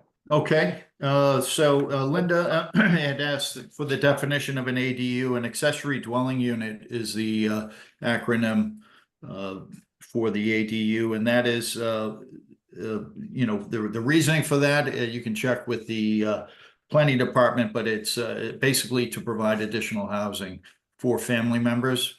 I think that was the intent that was passed by the city council recently. That was also approved by the governor at a statewide level, and that's basically a 900 square foot habitable space, you know, and that can be freestanding. Bill and Peter both had questions on the ACEC boundary, and again, we went out there to the site. We trimmed a couple of paths to get transects to get elevations going back to the ACEC boundary across the street, and that is elevation 10, which is 1929 NGVD datum, which equates to 9.2 NAVD 88 datum. So we have spot grades that show that whole, both of those transects. And Chuck, I'm not sure if you were able to go out and inspect that, but it was pretty clear to us, the drop in elevation as you approach the ACEC associated with Farm Creek across the street. And Dave, those DEP comments are fairly fresh, so we will go ahead and address those comments and provide that additional information that they had requested. That's the first time I've seen these. Peter, you had also asked for what's the proposed status of that remainder of the tennis court, and the applicants would like to maintain that as a pickleball court, much smaller than the tennis court, but they'd like to maintain that. They Will provide mitigation planting if needed, but again, we're reducing the impervious area by almost 1,000 square feet by this proposal. And not sure if there's any other questions, but happy to answer any others. Okay, I think we're all good. We're gonna have to continue anyways, obviously, so. Commissioners, anything else to add before we move on to the next project?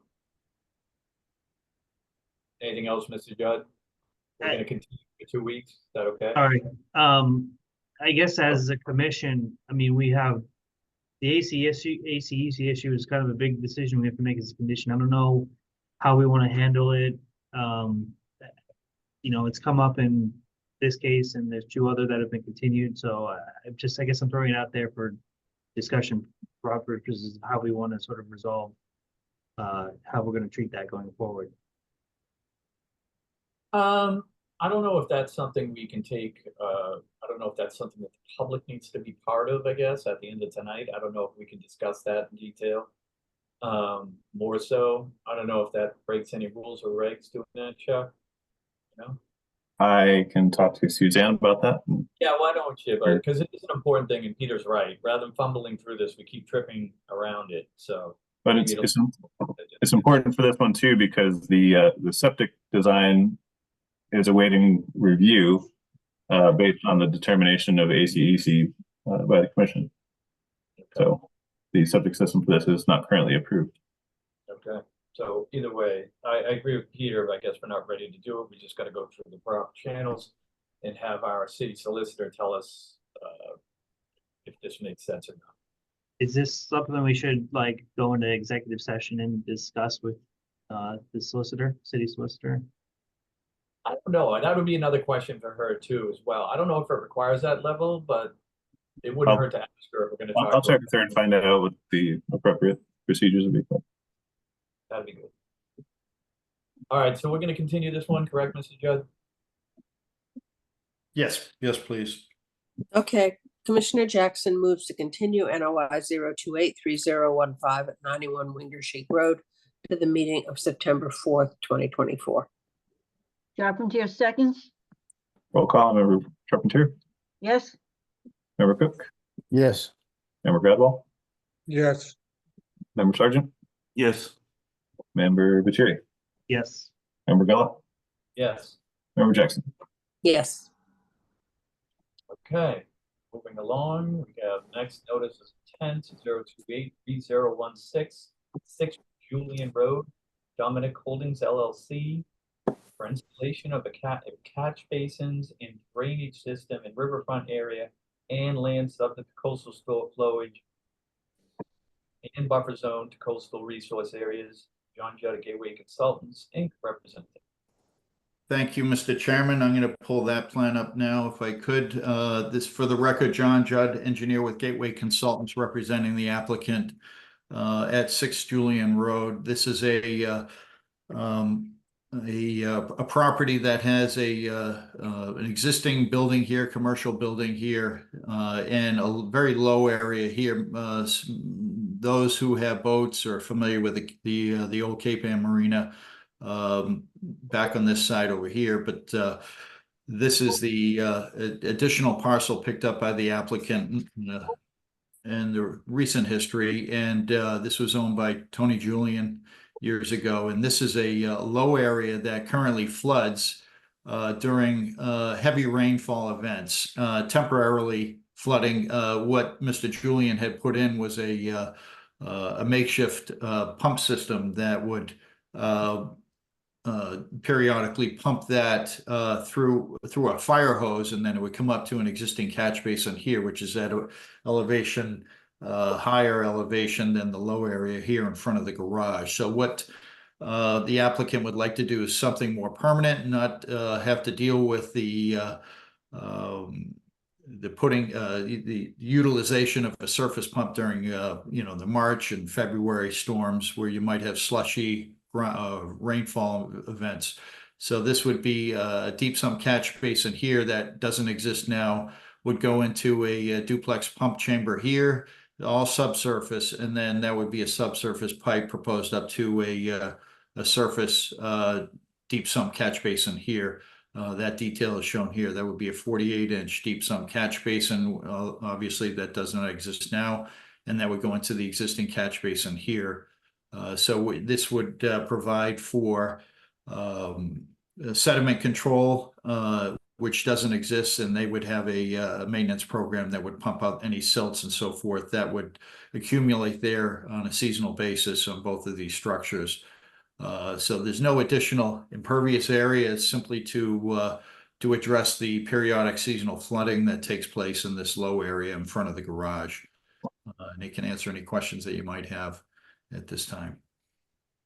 Okay, I'll open up public comment first. Anyone in the public who wishes to speak for or against the project at 6 Julian Road may do so by hitting the raise your hand button at the bottom of your screen or hitting *9 on your phone or handheld device. We currently have these, and there are no hands up at this time. Seeing none, hearing none, I'll close the public comment period. For the record, I've seen that place flood before. It is a tricky little area, but it has had problems in the past. I knew a couple of situations related to it that weren't very pleasing. So hopefully we can help something out and protect the environment at the same time. So why don't we go to Commissioner roll call comments, Chuck? Member Charpentier, No comments.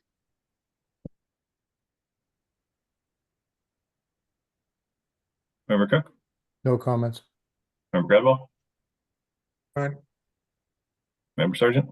Yeah, I'm familiar with the area too. I witnessed soil evaluations for the previous owner on that location.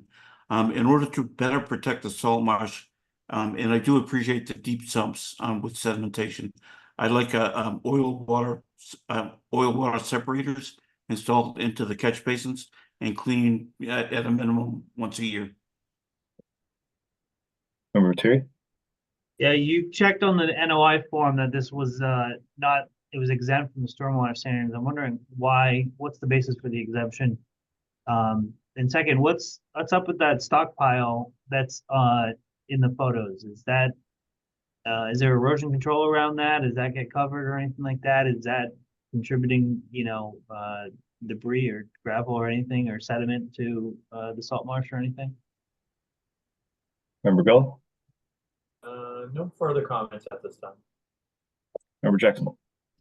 No comments.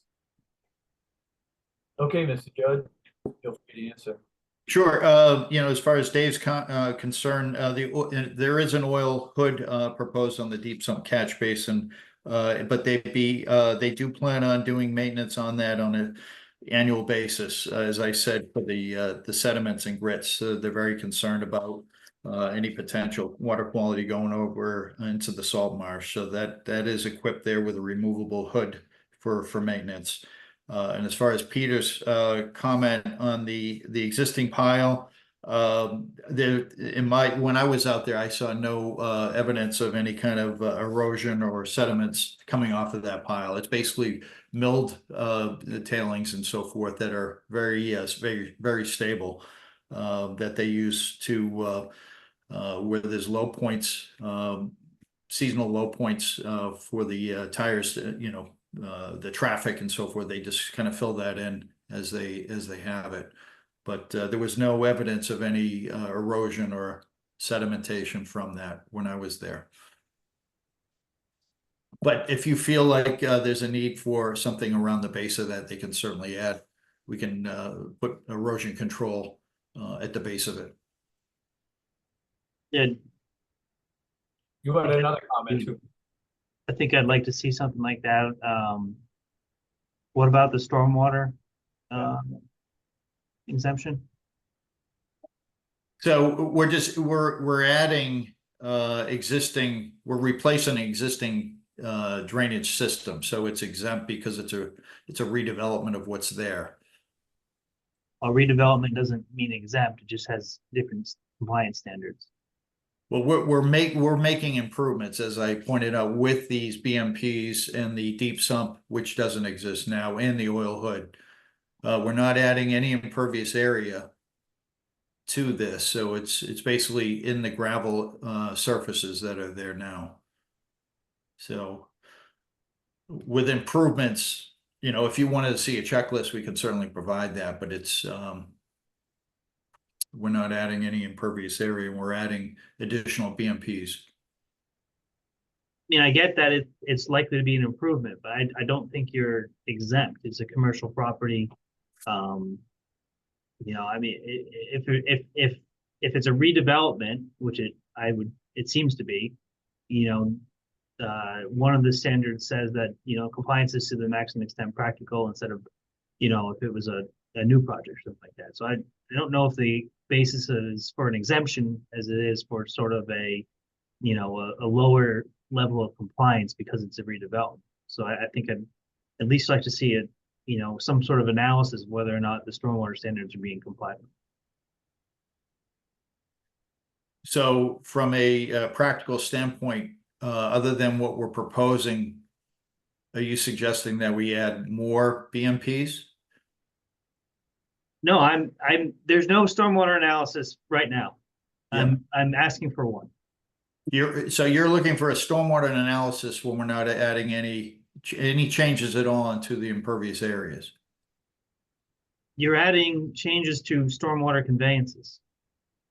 We're actually not. It's a pre-existing pump chamber that's there. We're just putting it subsurface, and we're adding BMPs. So there is a pump there now, and it does pump up to that catch basin. Okay, but you're adding BMPs. Those are elements of the stormwater system, Okay. right? Look, what the exemption is, single-family homes and, you know, multi-residents under a certain size. There's no exemption for commercial properties, right? I mean, the exemptions are, there's maybe a lower level of compliance if this is redevelopment, but that's not the same thing as an exemption from compliance with the stormwater standard. Okay. So we can supply a checklist to you and address those items if you'd like. And I don't know if a checklist is enough. I mean, does a checklist satisfy the regulations? It might need a report. I don't think a checklist is enough, right? I guess that's a question for everybody, but. Yeah, I personally think it's probably a bit of a middle gray area there, but at this point, it does technically meet the standard, I guess, to have it reviewed in some sort of way. So I'm going to go with Peter on this one and say if we could get that report of some sort, that would be much appreciated. Sure.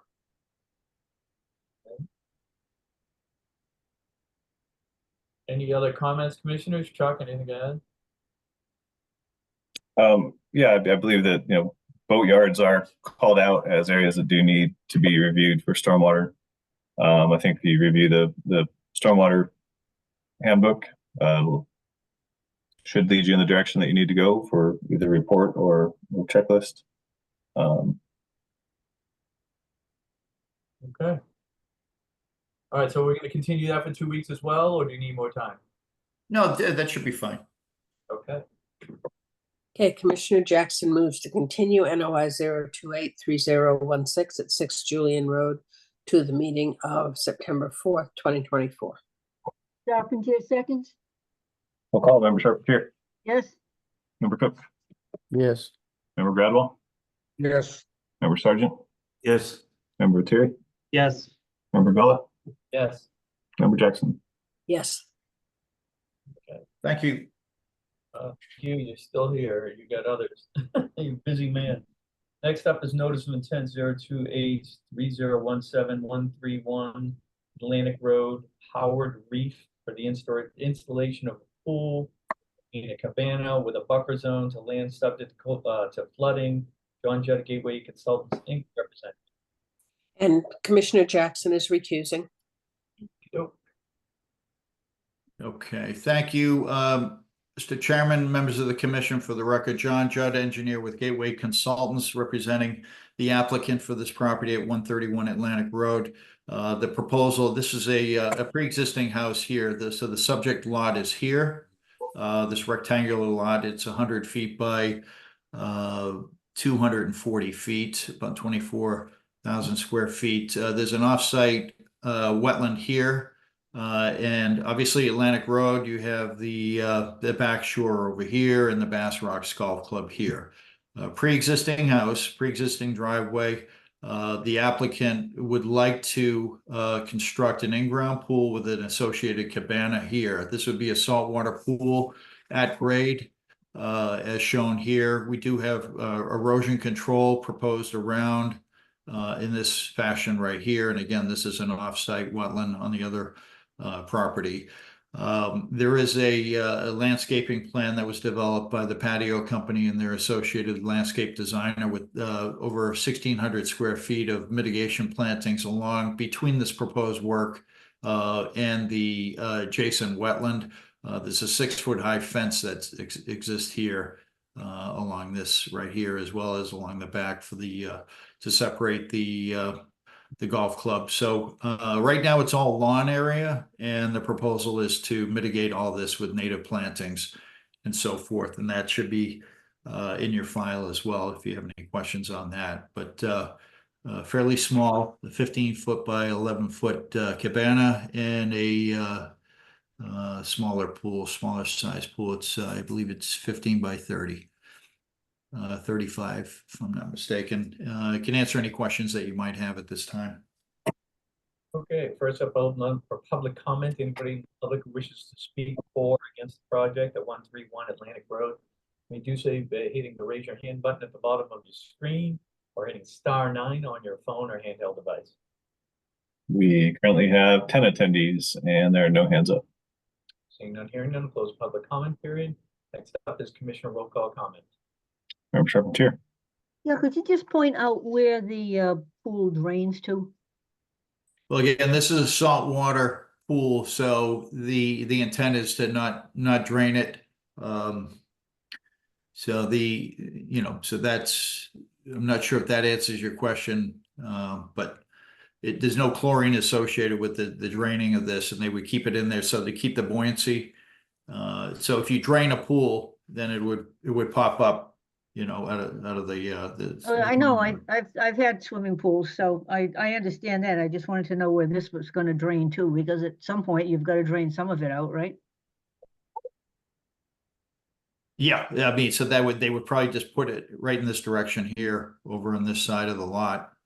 This is elevation 33 here, elevation 33 over here. So it's very flat, but they obviously wouldn't dump it over to the neighbor's property. They would dump it in this area here. Away from the resource is what we look. Away from the resource. The buffer zone associated with that is here, so they would put it in this location. All right, thank you. Goes that way. You put that in the file that it will be located away from the resource if it's ever has a discharge. Member Cook.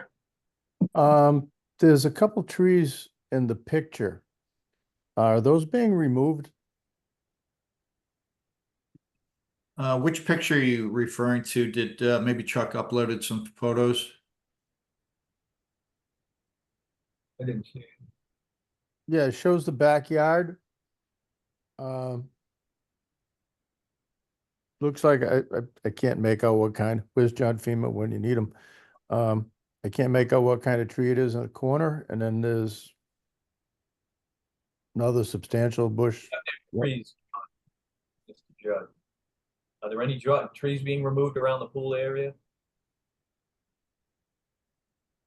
I'm not aware of any. Again, we have over 1,600 square feet of mitigation planting. If additional trees, those would not come out there. These you can see these are up against a fence. So the proposed pool is in this location here. I would estimate that those are maybe 5 feet off that corner of that fence there. And then this one's closer to the fence as well. So the intent is to put it in here. This is, again, it's 18 feet by 30 feet here. So you're not touching those trees? Correct. Okay. Only question I had. Member Gradwell. No comment. Member Sargent. I'd like 2-year monitoring for the mortality of mitigation plantings, and all the watering must be adequately treated before being discharged, And in the previous NOI for this property, there were two conditions. One was they had to be a vegetated bioretention area for stormwater runoff, and there had to be evidence that the driveway was constructed of a pervious material. And I didn't see any notice or mention of this on the plans. Member Viteri? Yeah, my question is what is the wetland resource area? Is it bordering vegetated wetland, or is it bordering land subject to flooding? If it's bordering land subject to flooding, I think you need a compensatory flood storage analysis or some showing that the work does not increase the horizontal extent of flooding. I haven't seen anything to that effect. My last question is, when was that resource area delineated? It looks like on the plan, you're referencing a plan that you did in 2014. So I'm wondering if we need a newer delineation of that resource area. Member Villa?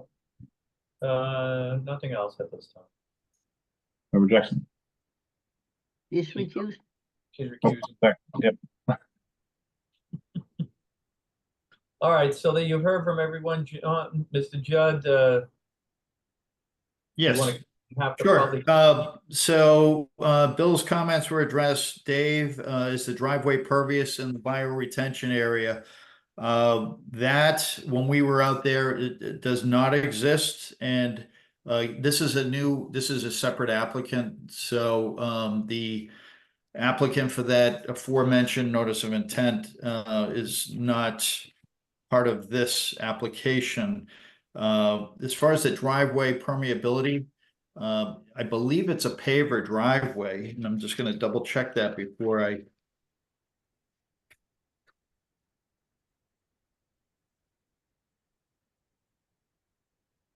Yeah, it's a paved driveway, but there is infiltration associated with that. I do remember that we had a great drain put in for that driveway, and then we had an infiltration unit in the front of the house. So I'm not sure if that suffices for that condition that was issued to the previous owner. With that said, Peter had a question on ILSF. It's my understanding that a quarter acre foot qualifies as a isolated land subject to flooding, and this is far less than that. As far as the date of the wetland flags, this is a separate property. So again, we did use the record. It is not BVW. It is an isolated wetland. There is no outlet. So this is basically runoff that comes off the golf course and settles in this low area. So I think those were the questions that were brought up, but I can answer any other questions, or we can maybe try to Well, address those. since you're going to be coming up in 2 weeks anyways, just clear, there's some minor loose ends here. We probably just want to make sure that tree is not going to be removed, little things like that. Make sure that the driveway is pervious in some sense. So it probably makes sense, if you're open to it, it's up to you, to come back in 2 weeks with the other projects and add this one to the pile kind of thing. Well, I'm just not sure, Mr. Chairman, what else other than what I just, I can't make sure it's paved, but it looks like it's asphalt. So it's not pervious. However, there is a trench drain that goes into infiltration. Okay. You're gonna have to research it a little more. That's what the commission's, I think, want. Yeah, I can look and see if there was a certificate of compliance for that previous NOI, and if not, we can deal with it at that level for that NOI. Or if the work was done without a permit since then, that would also be another issue, but that would be separate from this current proposal. Right. So I can look into those issues. Is that acceptable, Mr. Judd? Sure. Yeah, I'm not sure much more we can do between now and 2 weeks, though, other than what Chuck does to look into for the COC. I guess I would refer to Chuck on that. Is it something that I should be doing in the next 2 weeks, or is there anything I can do in the next 2 weeks, or is it something that you'll look into? I can look into that, yeah. So I have no Yeah. problem continuing it, but if there's anything else that we need to do I would just need my marching orders, so I can address I it. would just confirm again that, there's a lot of little stuff in here, making sure that it's noted that the discharge will go away from the resource. Just double check that it's not BVW. Double check that we're not gonna remove any of the trees or vegetation in that area that is of substantial size. And more accurate, I think, did we get a planting plan or just have are you just doing native grasses in that area? No, there's a pretty comprehensive, it should be in your file. Sorry. Very comprehensive with planting lists and Okay. planting schedule. Okay. All right, well, let's just, oh, there we go. I forgot all about that. Sorry, I should. Yeah, it came in a little late, so somebody may not have seen. And it does show the existing river birch to be maintained, as shown on the plan. That's fine. I just want to make sure we had a few things, and if we can just capture those at the next meeting and be done with it, that'd be great. I think we pretty much covered it, but Chuck will do a little research for you and make sure we don't have a problem. Sounds good. Okay, so we can move to continue this, I guess. Okay, Charpentier moves to continue NOI 0283017 at 131 Atlantic Road to the commission meeting of September 4th. And Gradwell seconds. We'll call Member Charpentier, Yes, Member Cook, Yes. Member Gradwell, Yes, Member Sargent, Yes. Member Lettieri, Yes. and Member Gullo. Yes. Thank Okay. you. All right. Next up, notice of intent. Did a DEP number drop, Chuck? No, not for this one. Okay. So we're gonna be continuing this as well. All right, the record, Ms. Jackson has rejoined the commission. So next up would be notice of intent, DEP number pending for 3 Kirk Road. Greg Souza to raise and rebuild existing home, installation of pool, and relocation of existing pier in riverfront area in buffer zone to coastal resource area. John Judd, Gateway Consultants Inc. representing. Thank you, Mr. Chairman. I emailed Chuck today asking for a continuance to the next hearing to allow for some further discussion with the applicant due to the flood zone bylaw. And there's some discussion about, Chuck and I have been going back and forth on the status of this property as far as flood zone. It's the elevation of the property is pretty much all below elevation 13. But for some reason, the FEMA maps, the floodplain maps show it as being removed from the flood zone. And it's shown as zone X. And so we've been going back and forth on that. The most prudent way to do it, I guess, is to go to the ZBA and ask for relief from them. So we're asking for a continuance, just to be safe. Got it. So we're gonna okay, move. Commissioner Jackson moves to continue. Are you going for 2 weeks, Mr. Judd? Yes, it may be further than that, but at this point, we're just going to look for 2 and then consult with the attorney and see what the schedule is. Okay, Commissioner Jackson moves to continue NOI 028 unassigned DEP number at 3 Kirk Road to the Conservation Commission meeting of September 4th, 2024. Charpentier seconds. We'll call Member Charpentier, Yes, Member Cook, Yes. Member Gradwell, yes, Member Sargent, Yes. Member Lettieri, Yes. Member Gullo. Member Gullo Yes. and Member Jackson.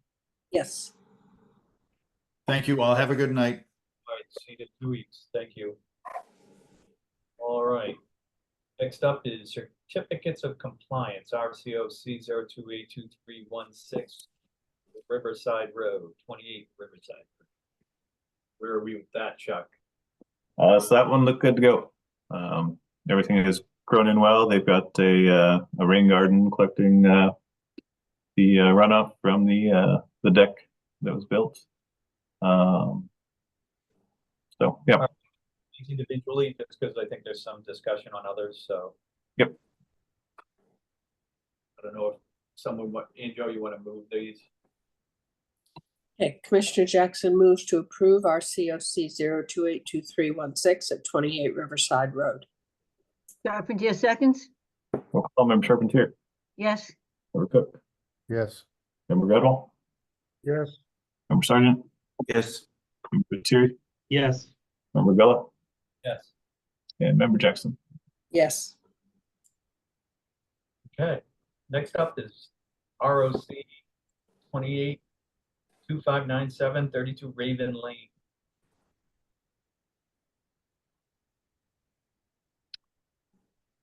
So let's see. Mr. Spraggins is joining again here. Pull up a Good Rest evening, of the Mr. record. Chair and members. Can everyone hear me okay? Yep, name and address of the record. Sure. For the record, Chris Sparagis from the Engineering and Survey Office of Williams and Sparagis. And we are here to discuss a certificate of compliance request that we submitted for DP file number 28-2597. This is for portions of the reconstructed seawall along portions of Raven Lane, the Hawthorne Point Condominium Association.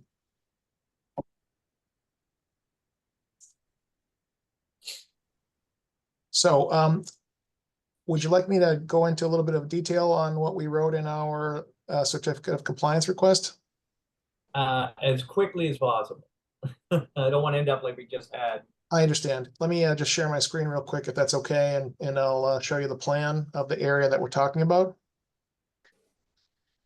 So I zoomed in a little bit, but if I zoom out, a little while ago, we were talking about this section of the wall behind this building. But the certificate of compliance request is for the section of seawall that's behind this building, a portion of this reconstruction that happened. Okay. Okay, and if I zoom in a little bit more, based on the a review of the existing condition and our as-built survey work, the majority of this section of the seawall here, excuse me, let me back up a little bit. A portion of the seawall was not rebuilt. Okay, so on the NOI drawing initially, this was supposed to be reconstructed. And then the darker line here is the portion of the wall that was reconstructed. Now, a portion of this wall here was built a little bit closer towards the Atlantic Ocean. And then a portion of this wall over on this end, we found in our survey was approximately 1 to 2 feet higher in elevation than originally proposed. Those are the deviations from the approved plan. And just to Okay. orient ourselves here, the very dark line on this plan represents mean high water.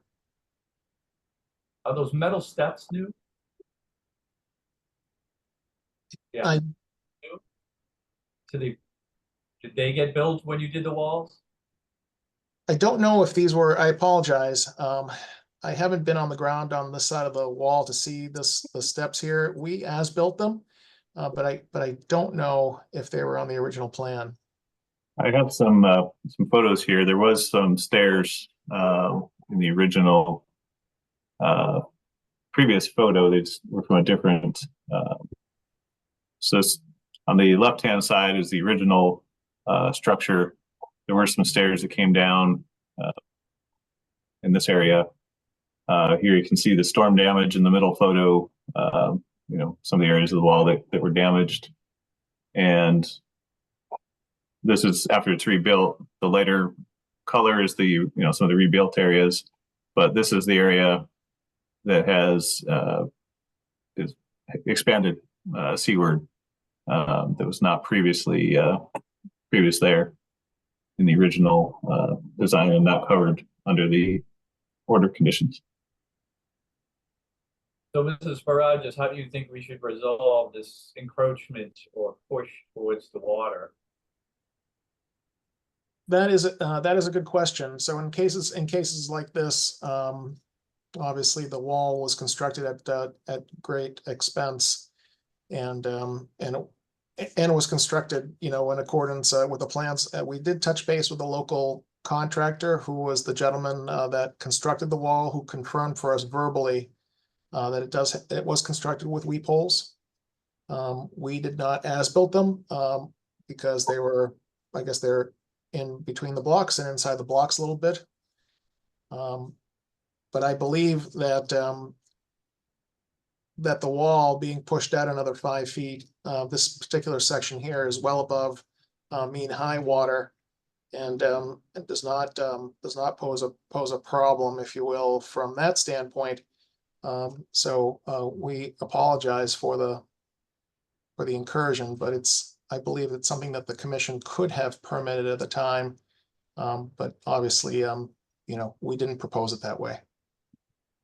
Okay, I appreciate your honesty and forthrightness, but that being said, the only way out of this, in my opinion, is I think we need to come up with a plan, whether it's mitigation, plantings. I think you need to come up with something to offset this encroachment. I'm open to, you know, anything at this point. Yep. With your Yes. permission, if Chuck has time in his schedule, you know, in the near future, maybe we could take a walk around the site and see what we can come up with, if that's okay. That'd be good. Yeah, I agree. If as long as Chuck has the time, that's his call. But yeah, or whatever you can do to offset this encroachment would be helpful. Obviously, we're not going to approve the COC tonight, our COC tonight, but let's hope we can get this resolved in most painless way for everybody involved. I'd like to hear from Chuck on this. Yeah, I think one of the outstanding questions is, you know, does any section of this portion of the wall need a Chapter 91 license? And especially that portion of the wall that is extending further seaward. Because if it does, you know, there needs to be a conversation, I believe, with DEP Waterways to find out, you know, can this be permittable if it does need a Chapter 191 license? You know, if not, they may have, you know, they may be the ones that request that portions of this wall are removed if that be needed. Yeah, I think that's one of the larger outstanding questions that would also need to be resolved. If it does need a Chapter 91, I think there definitely needs to be a conversation with them as well. So I think a conversation with Waterways would help. And then also too, I think you know, you or somebody from your group or a wetland specialist, you know, maybe submitting documentation for whether or not the expansion of the wall in that area would meet the performance standards. You know, maybe write something up that kind of walks everybody through what the performance standards are and whether or not this expansion would meet performance standards. And if it, you know, if the commission finds that it would, then maybe at that point, you know, submit for an after the fact NOI. And if we find that it's not meeting performance standards, then that would be a different discussion, I think, at that time. But I think, you know, a review of the performance standards and what was built and whether or not it would be, you know, meeting the standards, and then also a conversation with Waterways to find out about the Chapter 91 questions on that. I think would help. I'd like to note that the previous NOI, the conditions were to make no additions to the height of the wall, which this violated, and the final wall will not encroach any further into the harbor area, which this did. So it violated two of the conditions of the previous NOI. Yeah, I agree. I think we can all agree with that.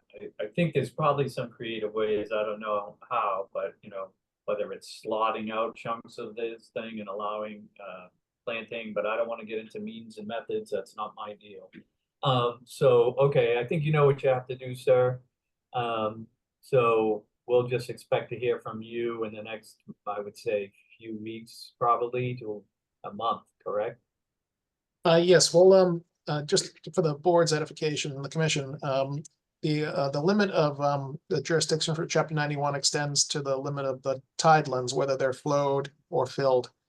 And so that's the extent of jurisdiction, but we'll definitely follow up on that and reach out to them and just have a quick discussion so we can report back to you. Excellent. That'd be great. In the meantime, though, I think the commission, since there has been a RCOC submitted, needs to at least, issue a letter rejecting the certificate of compliance at this time, and we'll state the reasons why. So you want us to move it basically in report that it's not approvable? Yeah, so basically just I'll issue a letter stating the conditions that in the current state that it's not approvable. Okay, Commissioner Jackson moves to compose a letter stating that in the request for the certificate of compliance 0282597 at 32 Raven Lane, the letter should state that it is not permittable for a certificate of compliance given the current conditions. Charpentier seconds. All member Charpentier, Yes. member Cook, Yes. member Redwall, Yes, member Sargent, Yes. member Terry, Yes. member Villa, Yes. member Jackson. Yes. Okay, thank you for your time. Good luck. Thank you. All right. Violations. Where are we at? EO 24, why don't you just, EO 24-04, 6 Stanwood Point's been continued to September 18, 2024, so there's nothing to discuss there. Yep. Point, 4 Stanwood Point, Mirror Rimmer, that also previously continued to September 4, 2024. You have an enforcement order 2403, 14 Hill Ave. Anything to report there, Chuck? There's still ongoing conversations between the two parties for the resolution for the abutters property. So nothing new on that end. Okay. And we got EO 24-02, 2227 Atlantic Road, Mark Arnold, Gold Something. Where are we at with that? We are still waiting on the buffer zone plan. Nothing's been submitted. I'll follow up with him and find out where that is. Excellent. Last but not least, 73 Winter Street Road has been also bumped to the 9th of 2020. The 4th of September. Yeah, he said he would be able to appear on the 4th. So. Excellent. All right, I don't see anything else here. Commissioners, anything else to add? I think we got rid of some product and we also gained some product. A big agenda coming up, but hopefully some of these move quicker now. All right, everybody be safe. Okay, Commissioner Jackson moves to adjourn. Second. Oh, member Charpentier, Yes. member Cook, Yes. member Redwall, yes. member Sargent, Yes. member Terry, Yes. member Villa, Yes. member Jackson.